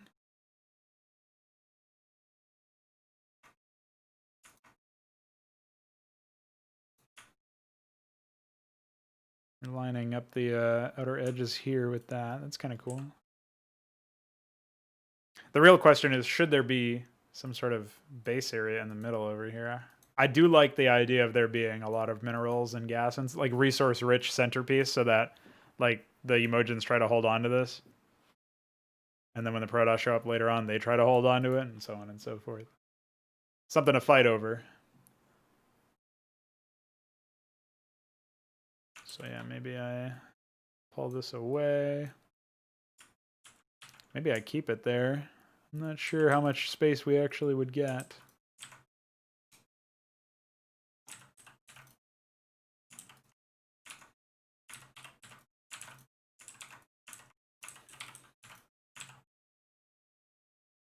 I didn't want to cut that because I thought it added some visual flair, but unfortunately, I don't think we have much of a choice.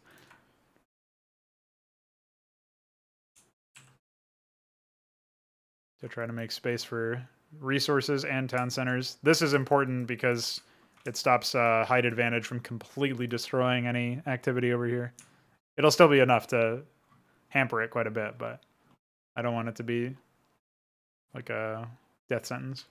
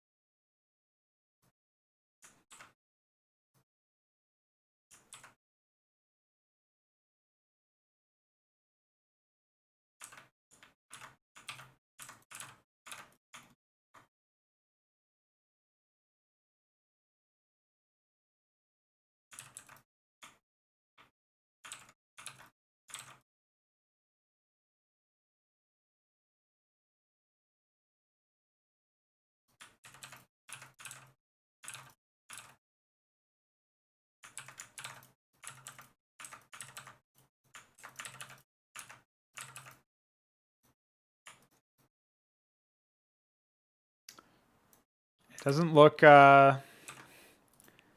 super epic per se, but it's something.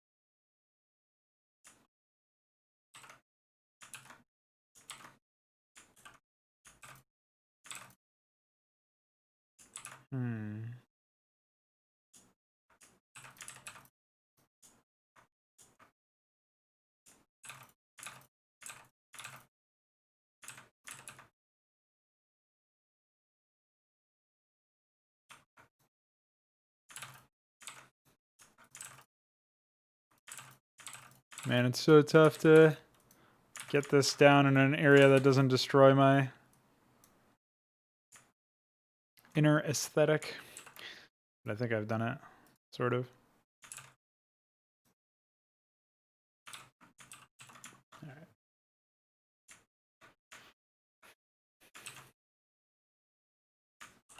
Can I even... I don't even think I can place one down here because of the ramp. Oh, no, I can. Just barely.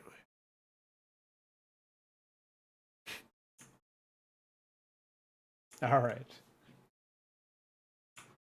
So... wanted to throw one on those sides down here as well. I forget how many bases we had in the previous map, but it was something pretty substantial. Like in the 30s. I think this map will go over that pretty soon.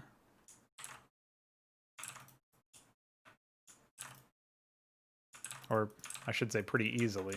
I don't know about soon because I don't know how much more development time it's going to need, but...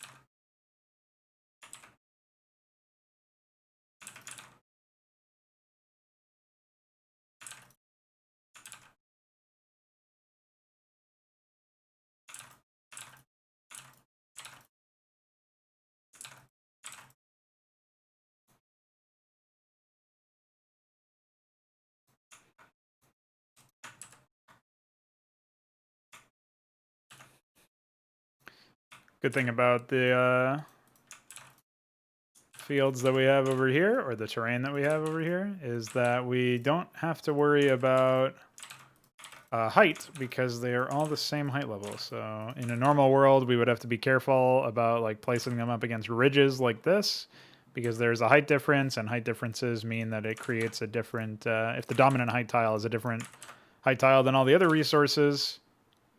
Oh, sort of like that. I don't know why that would be happening. But basically, that's what ends up occurring, is you lose out on that. Somehow I managed to create a resource area with 11 resources. Not sure how that happened.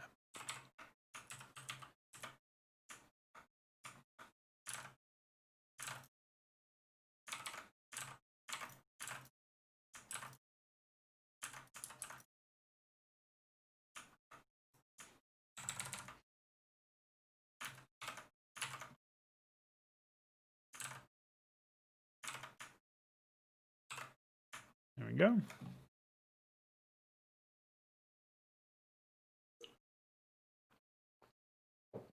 They still collide with buildings. Pretty sure.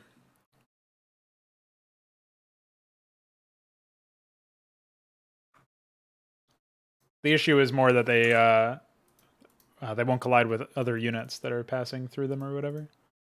That's the upshot of the change.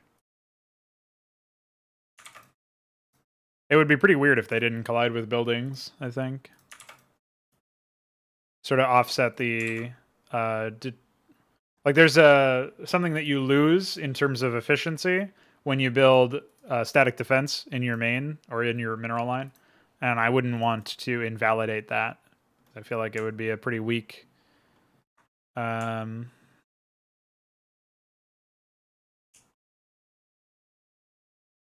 as far as like gameplay changes are concerned, it would feel pretty bad, I think.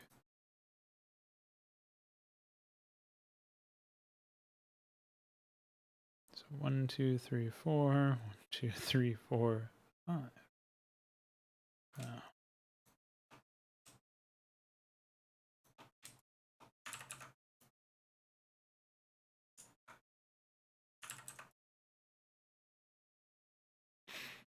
This is very clearly not symmetrical, and it's going... Oh, maybe it is. That's a mind fuck. Emphasis on the fuck.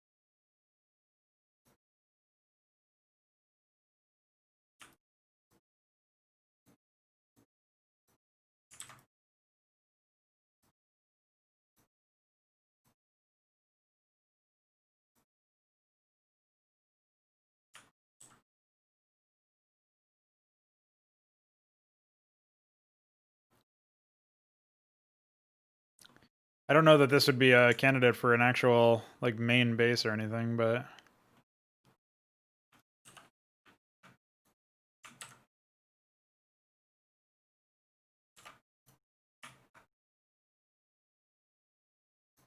it's something.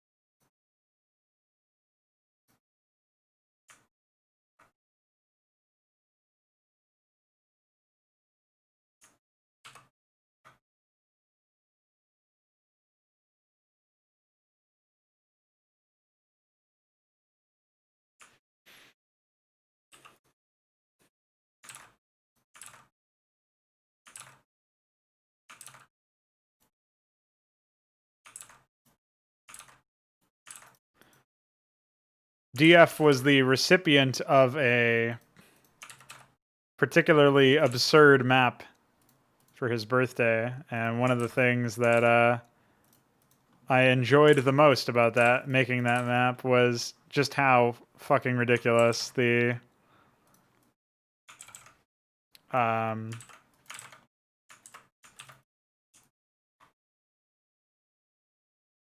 whatever it's called, the bases actually were. And I had the ability to do it without completely destroying gameplay, too. Because of that change. It's pretty useful.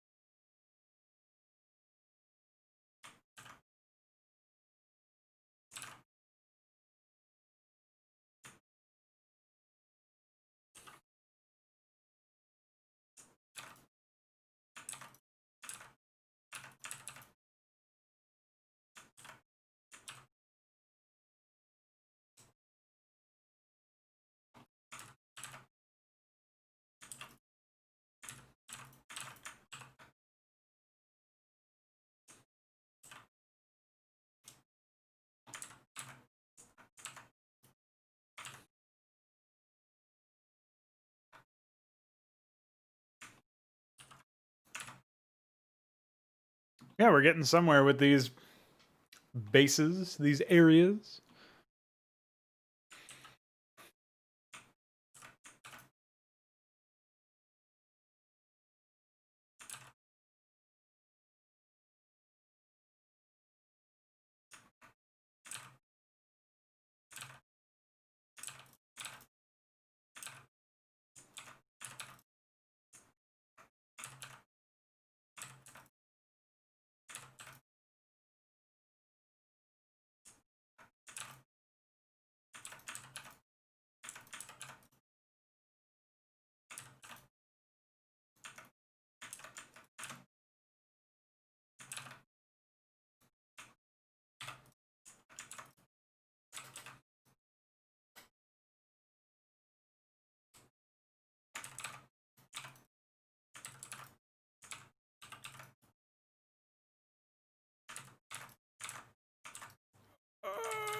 Okay, we did it. Finally. That took way longer than it should have.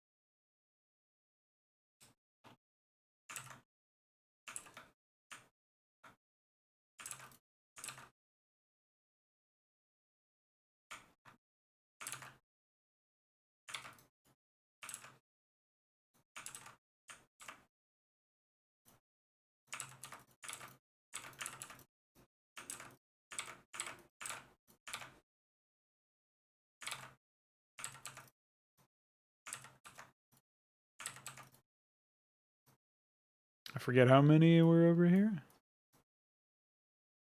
So I need one more. Means I get to space them out a bit better, I think.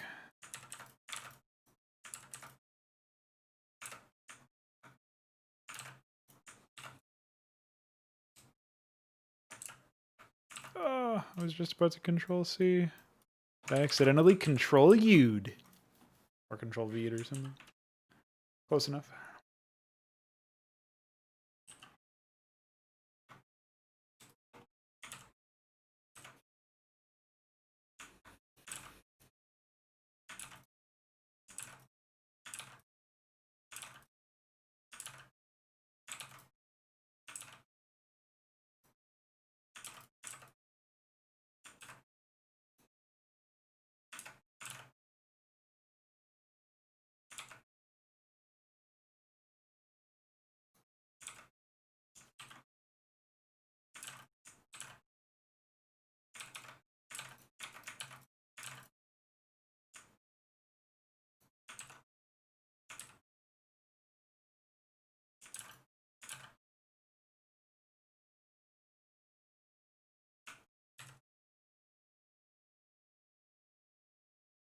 No, I didn't even place the stuff over here.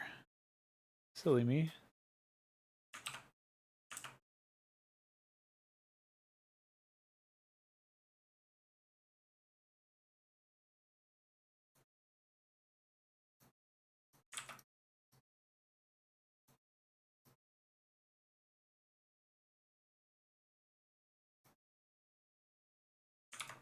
One of the fears or concerns, I guess, that should always be considered when you're making a map like this is whether or not you're leaving too many advantages for the like for one side.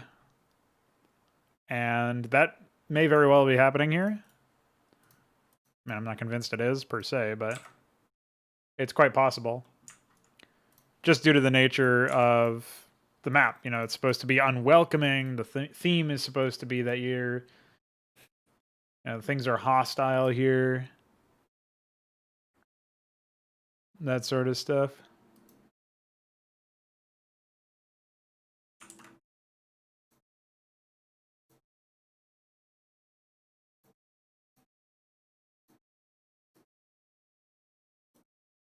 And yeah,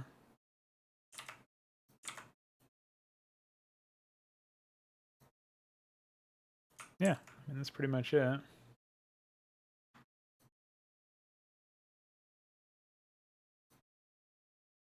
But we can't be so hostile that the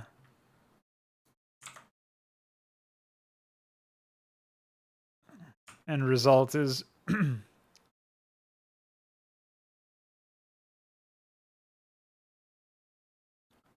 a map that doesn't allow the player to win.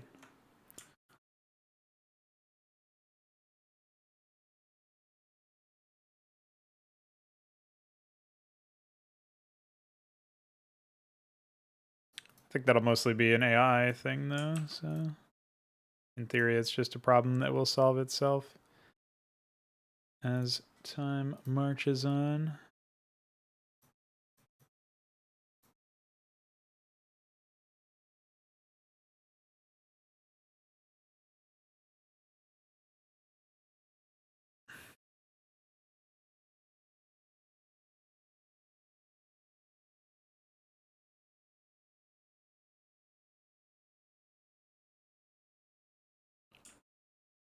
So this is what screws with me. Like,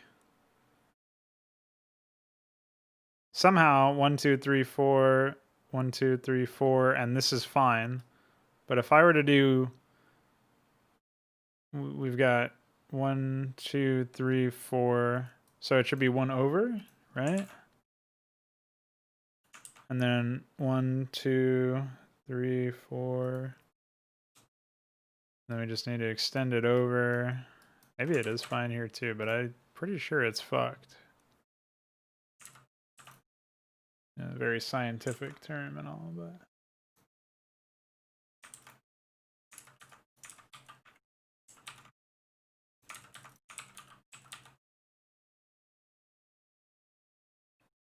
Yeah, it's not lined up at all. Which is weird because it is symmetrical, I think. I'll take a look at the minimap after I'm done painting over here. But that's the puzzling nature of these sorts of symmetrical attempts. So if we do mirror symmetry, is how we set this up before. We jump out here. Oh, interesting. So this should actually be moved down. But would that even line it up? That's not right at all. So this stuff should be moved down. 1, 2, 3, 4, 5, 6. Oh, so this is wide. This has gone wide by 1. That's what happened, it looks like.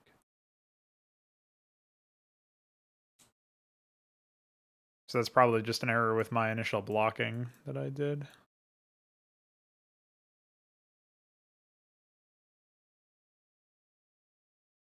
So now I just have to copy and paste all but the upper leftmost.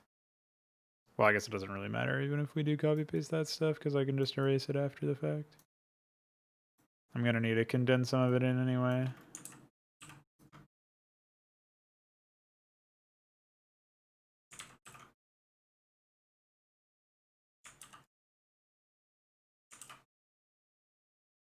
Okay, so now these are lined up. And now it's clear that this should actually be reined in.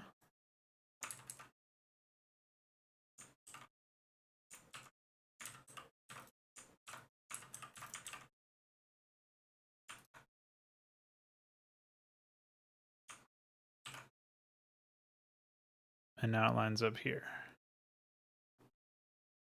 It just doesn't line up with this.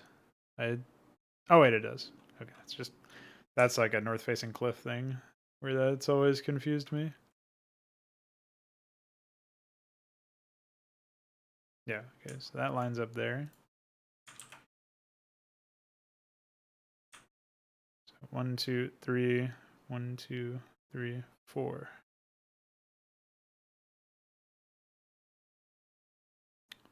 But this ramp is 1, 2, 3, 4, 1, 2, 3, 4. So are we still fucked up some other way down here?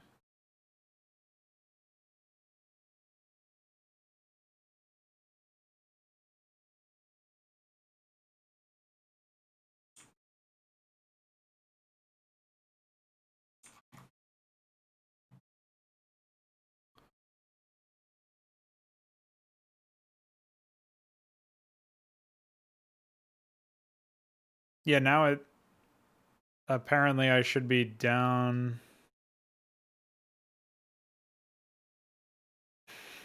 This is so confusing to me. Like apparently now in order to be accurate I need to be down and to the left. Okay. Let's jump back.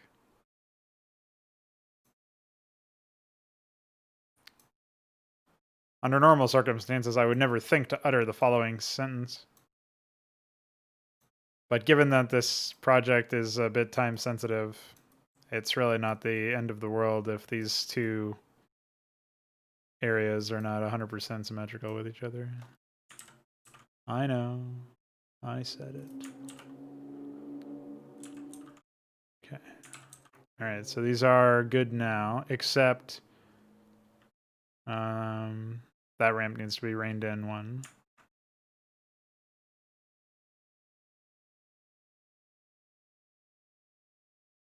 One, 2, 3. But is that right? It looks like it is.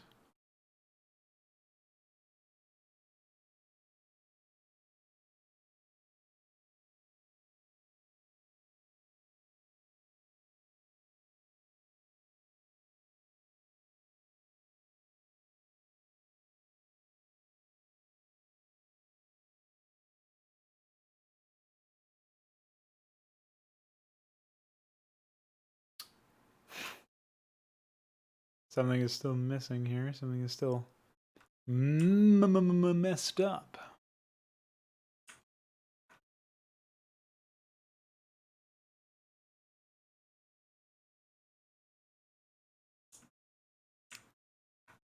It's almost like this should be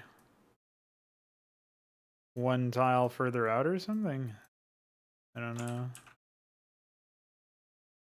how else to describe what it is I am seeing.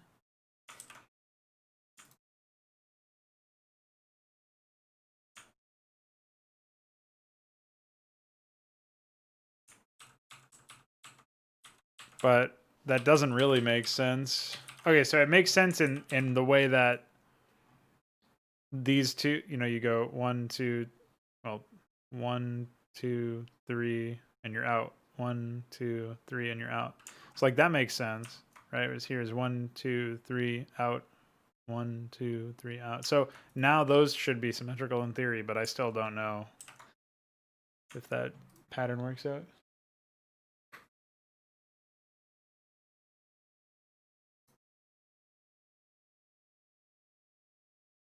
Yeah, I'm just trying to do some sort of compromise that works out. And unfortunately, it's proving to be a little bit more challenging than one might initially expect.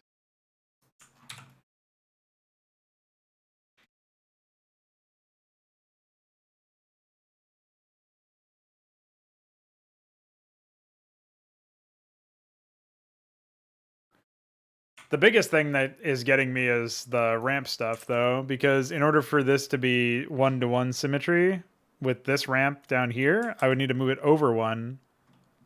But it's already over one too many. 1, 2, 3 versus 1, 2, 3, 4. Like this should actually, by this logic, be 3 wide. Whereas this one is 4 wide, right? So 1, 2, 3, 4. That's like, that's destroying me. I don't know why that's happening. It's pretty annoying. Maybe it's actually this ramp that's fucked, though. Here we have 1 and 1, a gap of 1 on each. There's 1, 1. I mean, it's the same thing, so I don't know. Oh, I guess it's not really? No, it's, yeah, 1, 2, yeah. 1, 2. Both of those are facing towards the bottom, so that is symmetrical. I don't know. Fucking... yeah. So in order to make that symmetrical, I would, well, I don't even know if that would make it symmetrical anyway, but I would basically have to make a tile that blends perfectly with space. Yeah. I still think it's good enough. It's not that big of a deal. I'm more concerned with gameplay based symmetry, in which case I think I kind of fucked up here because this is 1, 2, 3, 4, 5, 6. 1, 2, 3, 4, 5, 6. Maybe it's not. I mean, it's kind of impossible to have that anyway. So I can't say I'm particularly surprised about that, but.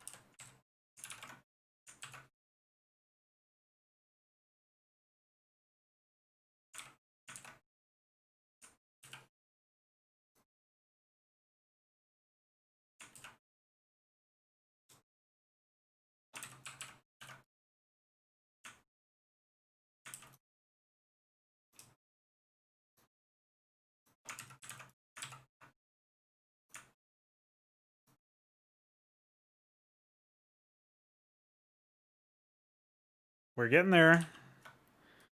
We're gearing up. 23 bases so far. And more to come. Probably, well, maybe there won't be any more on the space station itself. But there'll be one on this base over there. Probably one.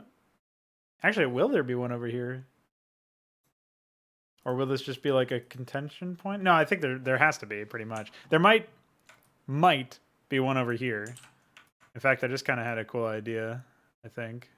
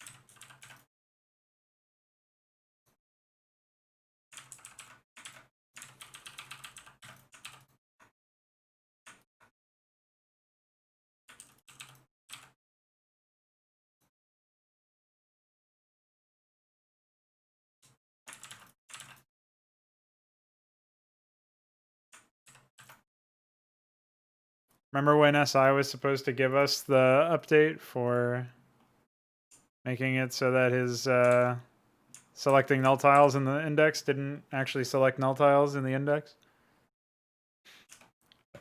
And that was supposed to be like months ago. Actually, I should check before I eat my words.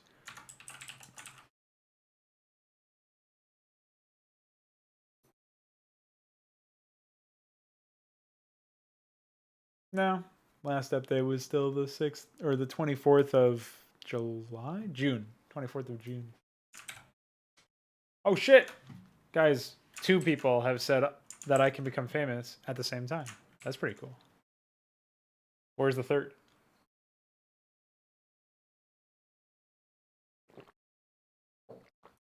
Don't actually post. Want to become famous? Lest Nightbot ban you forever.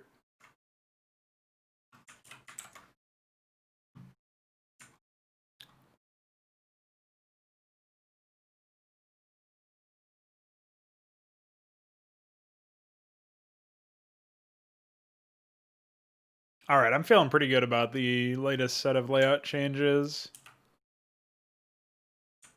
I think that'll end pretty well, actually. Oh, I guess we don't technically have 23 bases.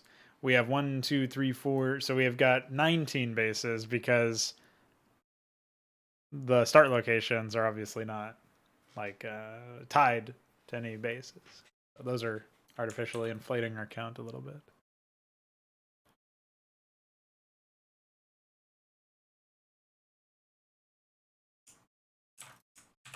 So maybe we actually have Lanigan in the area from the start, but kind of holding back. Or maybe he arrives in the early game, but much earlier than those Zerg do or something. I don't know. What's up, Lunchbox? How you doing, dude? Moldy Lunchbox, too. I mean, come on now.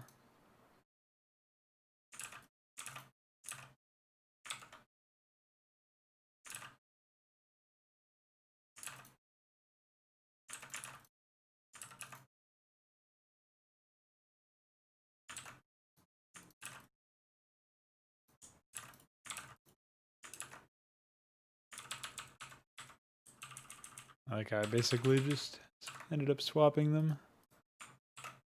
Goofball. I'm a goof. Map making ASMR. By the way.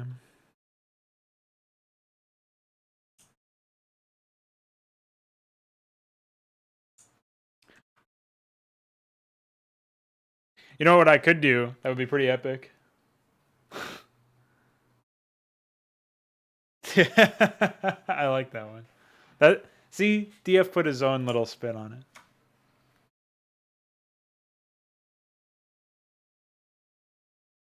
Yeah, I mean, right now I'm working on a map that's high concept, we'll say. You heard of high concept movies. This is kind of like a high concept map. true to the fundamentals of the game. You're not playing any weird gimmick stuff. It's straightforward melee, but like melee style gameplay. But it's still going to be out there in terms of the, like, we've got asteroids that I've put into this tile set, which is just, and obviously I'm porting it from other tile sets into this one, but we're getting there slowly but surely. Man, I really want to get those bridges done, but I really don't want to be the one who has to get those bridges done. At least not right now. Kind of tile set it out after doing the stacked cliffs. This map has taken the longest out of any of the maps that I've been drafting to get a functioning draft. Like, this one was one that we have like a functioning outline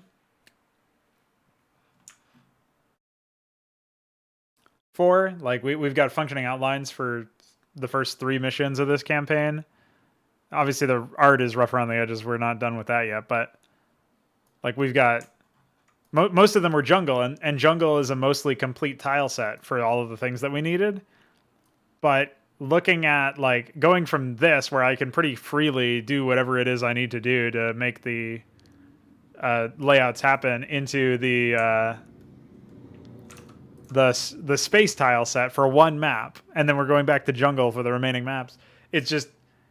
it really reminds me how lucky I was that this campaign was mostly jungle, because there's so much tile set shit that had to be done, that I've already done, but then there's still a fair bit that still has to be done. Here on PS4, hell yeah, dude. Dude, you got some dude on Twitch who's just making a map and he's on your TV screen. That's pretty cool. Hi, Mom, I'm on TV.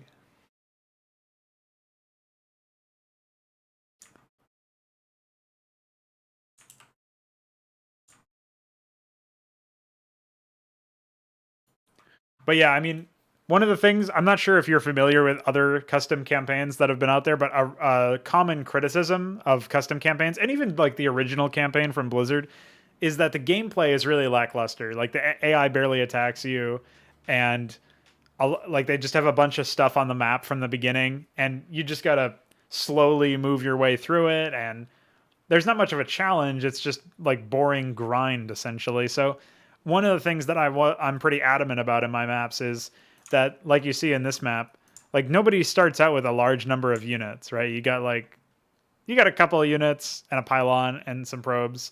These guys start out with some units because they were already here at the beginning, but still, it's not that much. It's like a squad of infantry, and then there's like a couple air units over here with these guys because they're an air personality AI, and then you got some Zerg with some HYDRA, Zerg with some Zerglings. Like, that's it. Like, that's all you really need. You don't need a huge army pre-placed. And I want the AI to expand out and take all these bases and stuff and really push the player to play well in order to win.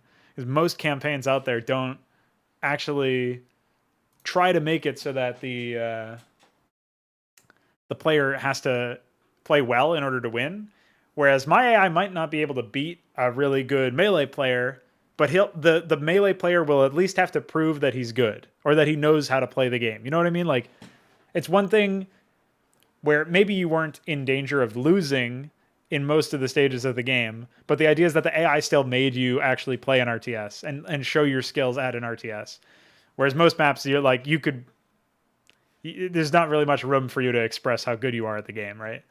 With your gameplay. That's something that I found when I play custom campaigns. So I'm not a superbly like grand player myself, but I am always looking to make, better decisions and improve and get better at the game, except I don't really play melee on a ladder sense. So I kind of use my own content as a vehicle for that. Like, I try to make content that I can't even beat without playing well, so that even though I sort of know what's happening and I know the layout of the map and stuff, it doesn't really matter because I still have to play well enough. Like, even if I know, oh yeah, this AI goes air, if I can't play well enough to beat him, then it doesn't matter that I know what his strategy is.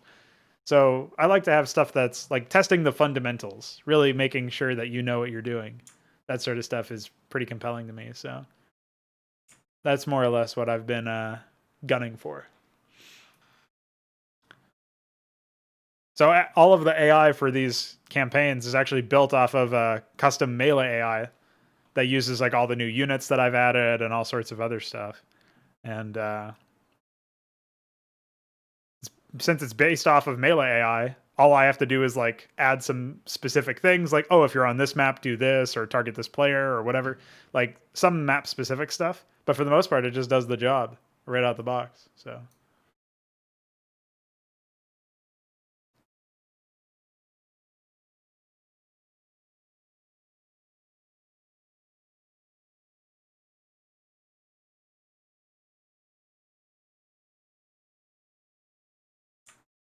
hell yeah, man.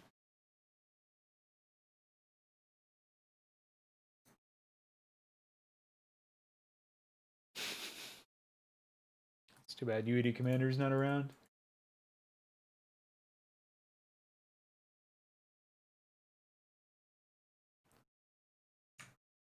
Not sure what to do with this giant open area over here. I'd like to have a couple of areas for ramps or something. But I want to line it up with some of this stuff.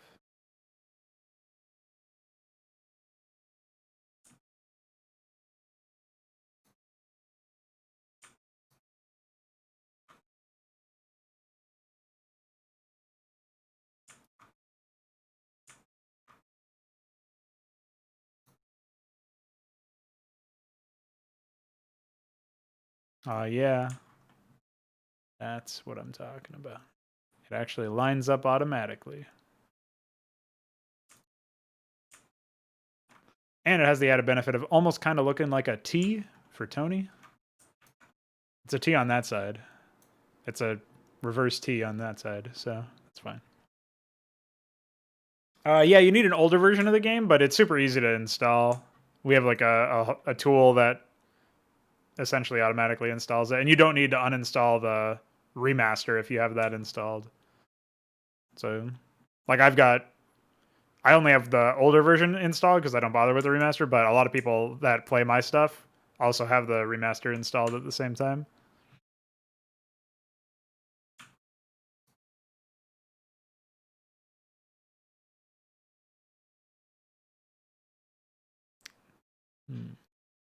There's an idea.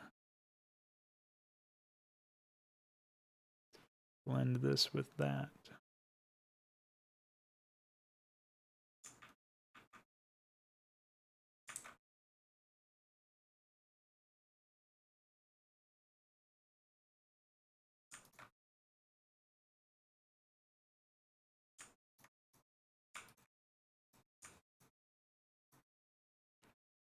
The only problem is it doesn't really play nice with this.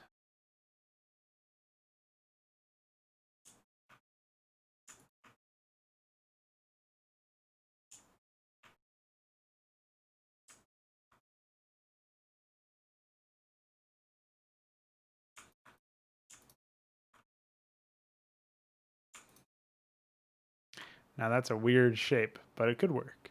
Could be weird enough to work.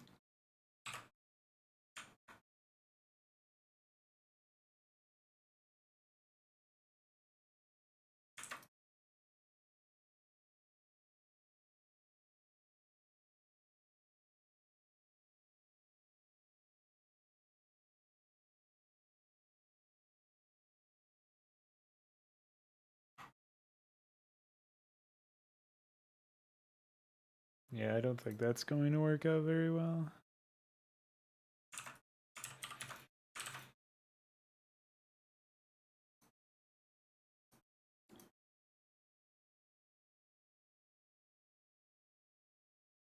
All right.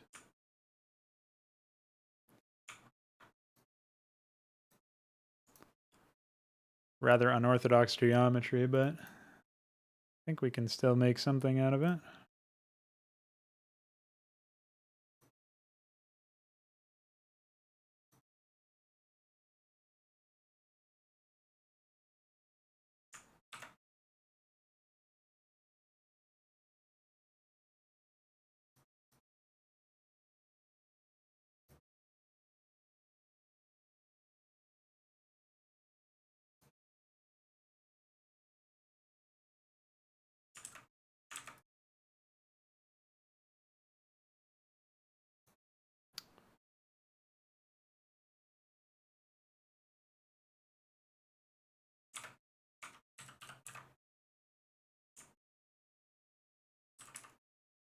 Oh, maybe we can make that work. I think it actually still fits better the other way, though. Let's try it. See if we like it. Hard to tell.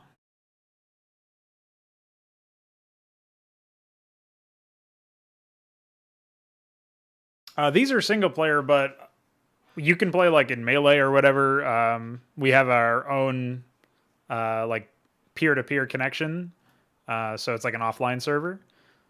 But it's possible to connect through iCup, which is a third-party server, like what you were talking about. It's I think it's based in Russia. That's been around for a while. That's actually how people played multiplayer in this game before the remaster came out.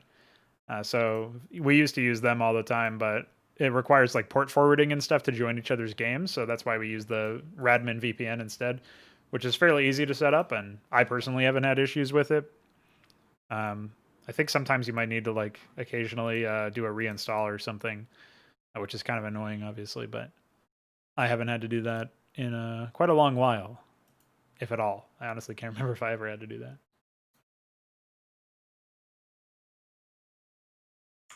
So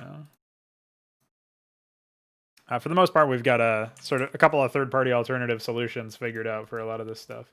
It's just a matter of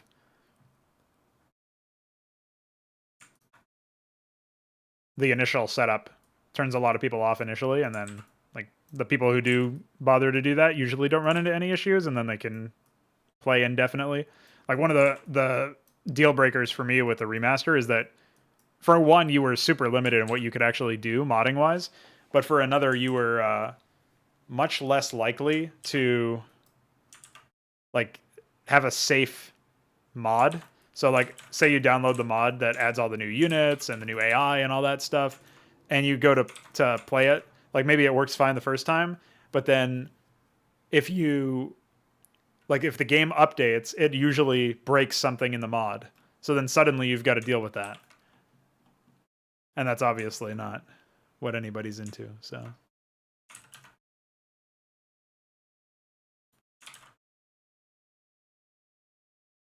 That's one of the main reasons why we stick to the older version, because it doesn't get updates anymore, so you don't have to worry about that aspect of it.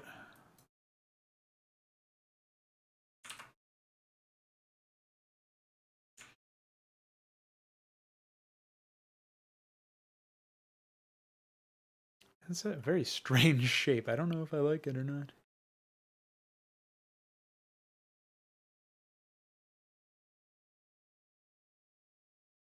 I guess it's something.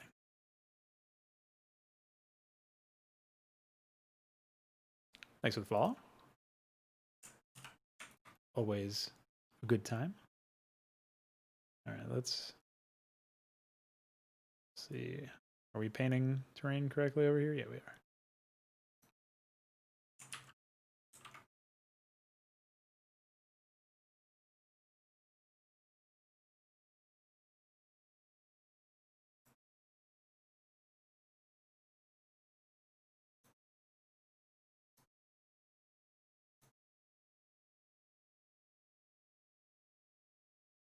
Just had to redo that so that I had some sort of placeholder over here.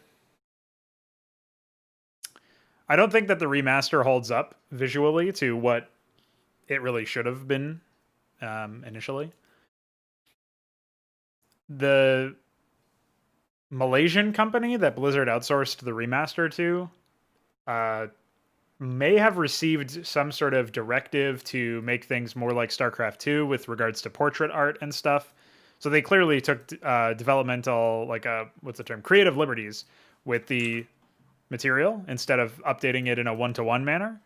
I'm not like personally super attached to the art style. I view the art style as competent of the original game, but if they wanted to change it for something that was more competent, that had some other benefit to it, or that was like more internally consistent, because there's like a bunch of problems in a objective sense with like shadows and lighting and whatnot with the default assets.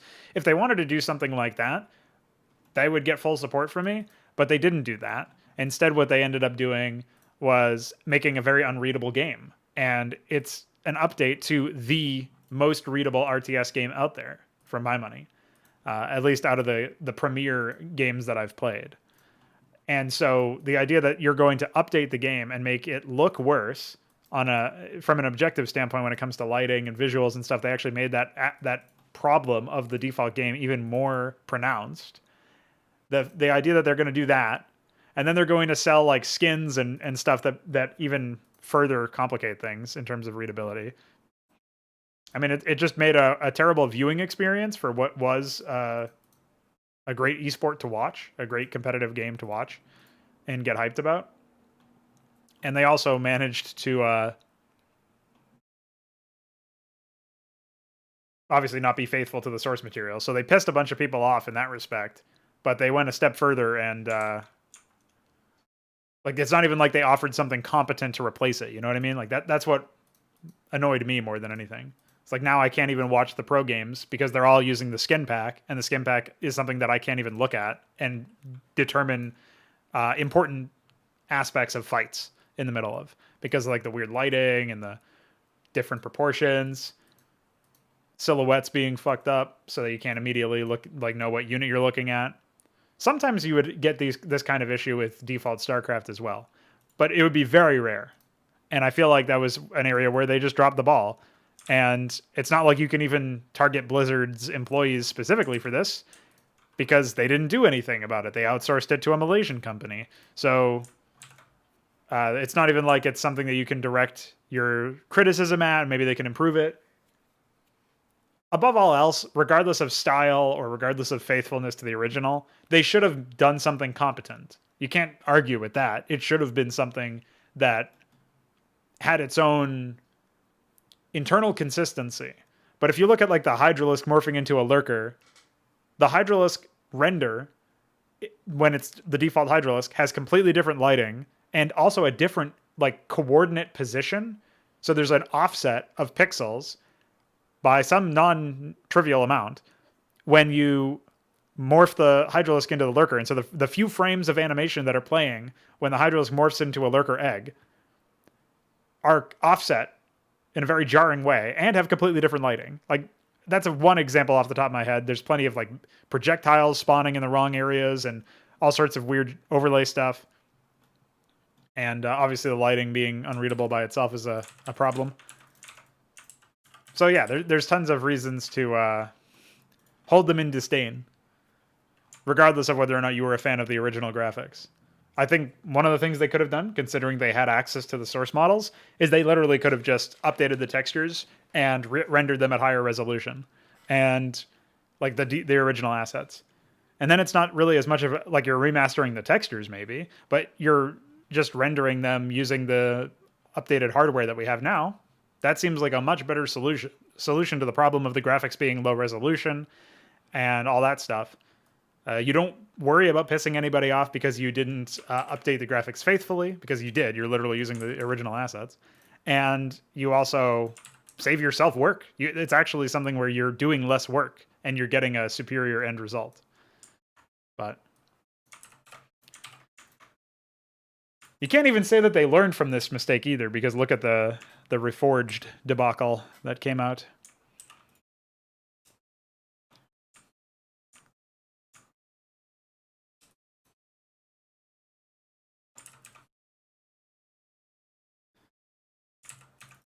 One thing that came as a huge surprise to me is that when EA actually... Oh, what's up, Albino Yogurt? Thanks. EA actually went in and they said something to the effect of the idea that they're going to release the source code for Tiberian Sun or Tiberian Dawn or whatever the first game is. I don't really know that. I should know what the actual name of the game is, but I don't. I was very impressed that they did that. If only Blizzard did that. Like, that would be something else. The ability to look at the source code. I don't think they would ever do that, probably because they obviously have the source code, but I imagine they'd be very embarrassed. I've reverse engineered a ton about this game, and I know that they would be embarrassed. It's like bizarre fucking coding ethics that resulted in a lot of really goofy things and stupid limitations. And like they're not even using a lot of their own internal code properly, basically. So like there's a lot of problems with the code, but having access to it would mean I wouldn't have to reverse engineer shit anymore. I'd just go in and change some values and build a new version of the game. That would be way better. We wouldn't even really need to worry about a new engine as much. We'd need to worry about a new renderer, but even with source access, we could do that. So yeah, there's a lot of things that they could have done that other developers in the space have gone on to do or have already done before the remaster even came out that really would have benefited the scene. Like, if you think what EUD is allowed, if you're a multiplayer guy and you've played custom maps and you've played some of the maps that have like extended unit deaths, which are these like weird triggers that you can use to create all sorts of new gameplay ideas and like create basically like facilitate the exploration of new genres within custom maps. Like if you think that's powerful and you think that is like something that Blizzard should be lauded for or applauded for, like if you knew what was possible with modding, like if you're not already familiar with what's possible with modding and you walked into like the mod that I'm working on or the mods that other people have done, and you just look at what we've been able to accomplish even despite not having access to the source code, and then imagine, like think outside the box and it's hard, but try to envision a world where we didn't have all the limitations that we do have. Like the kind of content that the community would have to play is so much higher and on another level of objective quality, and also like if you value the idea of exploring new ideas and trying to make something better than what we have, like it's also a higher value there as well. And so there's just so much that StarCraft could have, even if you personally don't care about that. You're only about ladder, like you're only about melee. It's still worth having modding available for people because, and sounds crazy to think, because especially if you know how good StarCraft is compared to every other RTS game out there. But somebody could go into StarCraft if they had source access. They could fix some really obvious issues, and they could build up, assuming that there was space for it in the multiplayer scene where you could like attach a mod or some sort of customized version of the game state to a certain set of maps.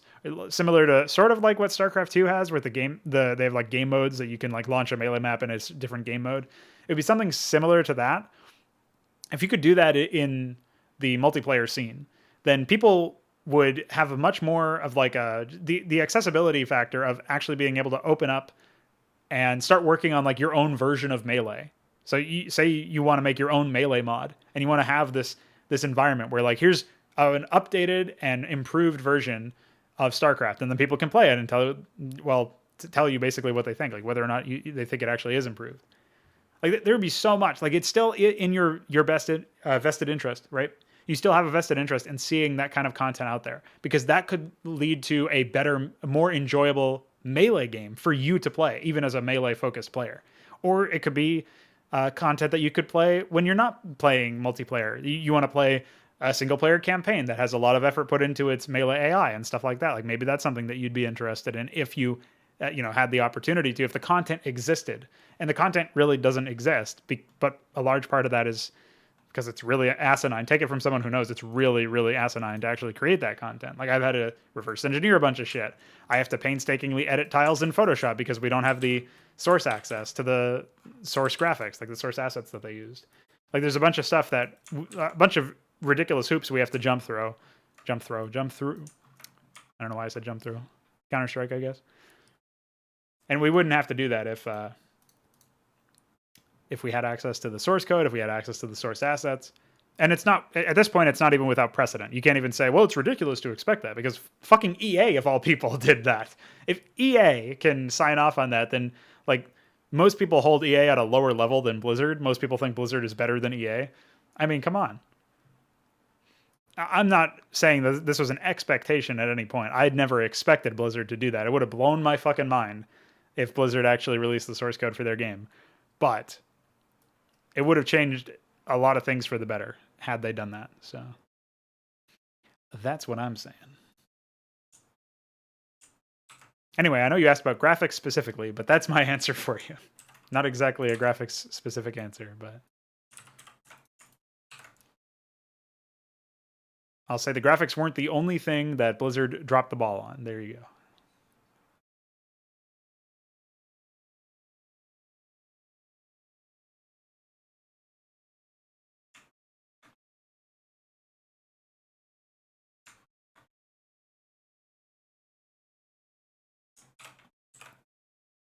But a big problem is that most people don't actually think of what could be if X and Y were different in history. Like here's another hypothetical for you. I was just talking earlier to Moldy Lunchbox about AI and how custom AI is like not something that you see too much of, and that the default AI was really bad at actually challenging the player and pushing them to their limits and giving them a real challenge and making it so that when you actually won, it was meaningful because you had to express your skill. You had to like exert, you had to sweat a little bit for it. You had to prove that you were worthy. And as a result of that, like, because there was no AI that was like that, there was no AI at all that was like that for a very long time. And it's certainly not widespread now. Most people just think, oh, maybe there never would have been. You know, like it doesn't even occur to them as a thought. Like if they think about AI in Starcraft, they think about like the shitty melee AI or the junk campaign AI that's even worse than the melee AI. Like they have a very different expectation of what you would get out of an AI. And so playing against one of my AIs would probably blow their fucking mind, because like the average person who plays Starcraft even now would be expecting something really dumb. And maybe they would even like try something cheeky and like, oh, I'll just cannon rush it, or I'll just go like one base arbiter or something goofy, and then they'll just get their shit pushed in. And they'll be like, holy moly, this AI is something else, guys. They're crazy. I don't know why they talk like that, but they do. So that would be something that they would do. And, you know, at least in my imagination, I imagine that something like that would happen. So for me, like looking at that kind of environment, like, I think they just haven't seen the alternative. So here's the hypothetical. Now, Bob Fitch is the guy who wrote the AI for the game and also like the underlying functions. So it's like one thing for writing the scripts for each mission, but it's also for like writing the functions that the AI actually use. So like he wrote the functions that result in the AI training units and spending money and all that stuff. So he's basically the engineer of the AI itself. And maybe there were some other people associated with it, but he's the main guy for sure. So Bob Fitch talked about how he was initially planning on adding an AI editor into the actual default map editor. So now, if that changes, if you just go back into history and change it so that actually launches at some point, it doesn't even have to be a launch feature. It can be added in post or something.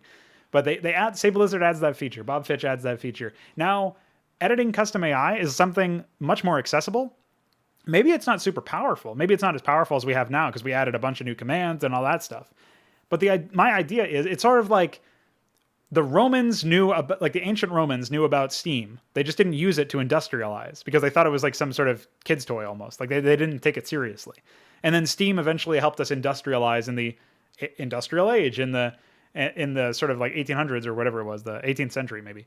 So whenever industrialization happened, that's when steam was like a big part of that, like steam engines, locomotion and all that.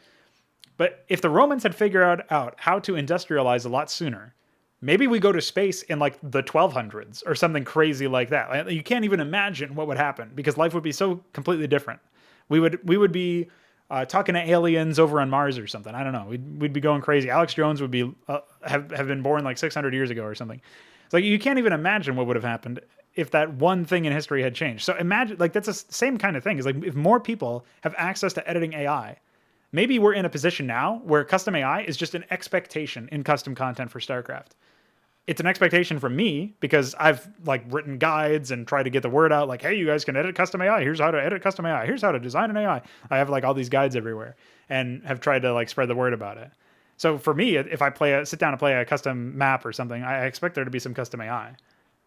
But for most people, they don't even think about it because it's just not something that's ever come up. So just some food for thought there, I guess. I don't know. Obviously, I got a little crazy when I was talking about Alex Jones and stuff, but Alex Jones might be a StarCraft AI. You never know. And yes, it could be Warcraft 3 Reforged. But that's kind of my point, is like, as bad as the Reforged, like the remaster for Warcraft 3 actually was, it underscores the idea that Blizzard just didn't learn their lesson. They don't, like, they never learned what to do or whatever. You know what I mean? Like, they didn't learn anything from the failures of StarCraft's remaster.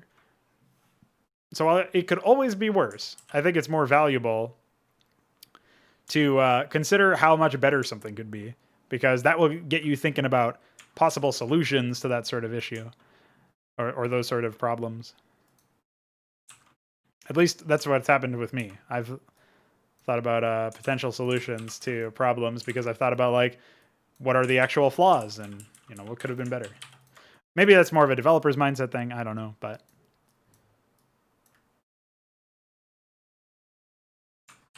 I guess another part of why the remaster had like lowered expectations or whatever. I mean, it barely has a budget, barely has a team, and obviously they outsourced all the art to somebody else.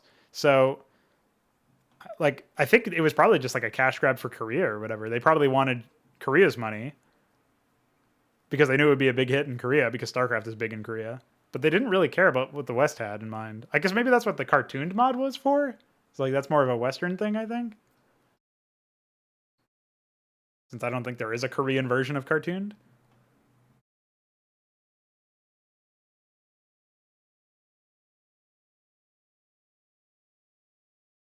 But I don't know.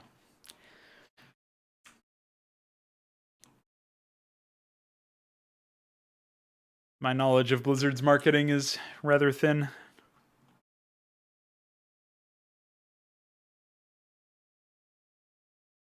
At the best of times.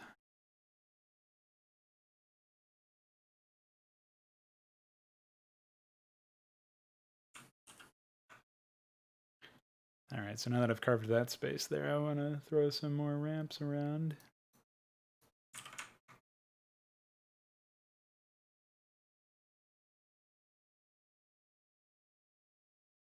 That being said, 1, 2, 1, 2, 1, 1. Okay, so that is right, but the placement of this geyser is not playing nice with me. Placement more like replacement. You know what I mean?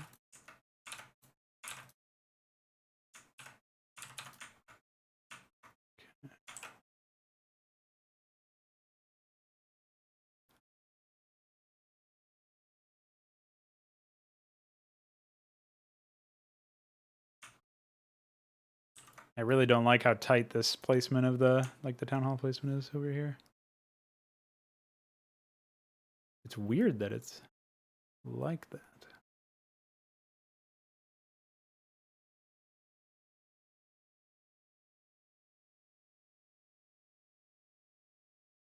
There's not really much I can do without... Okay, well, it's a good thing I was safing quite frequently over there.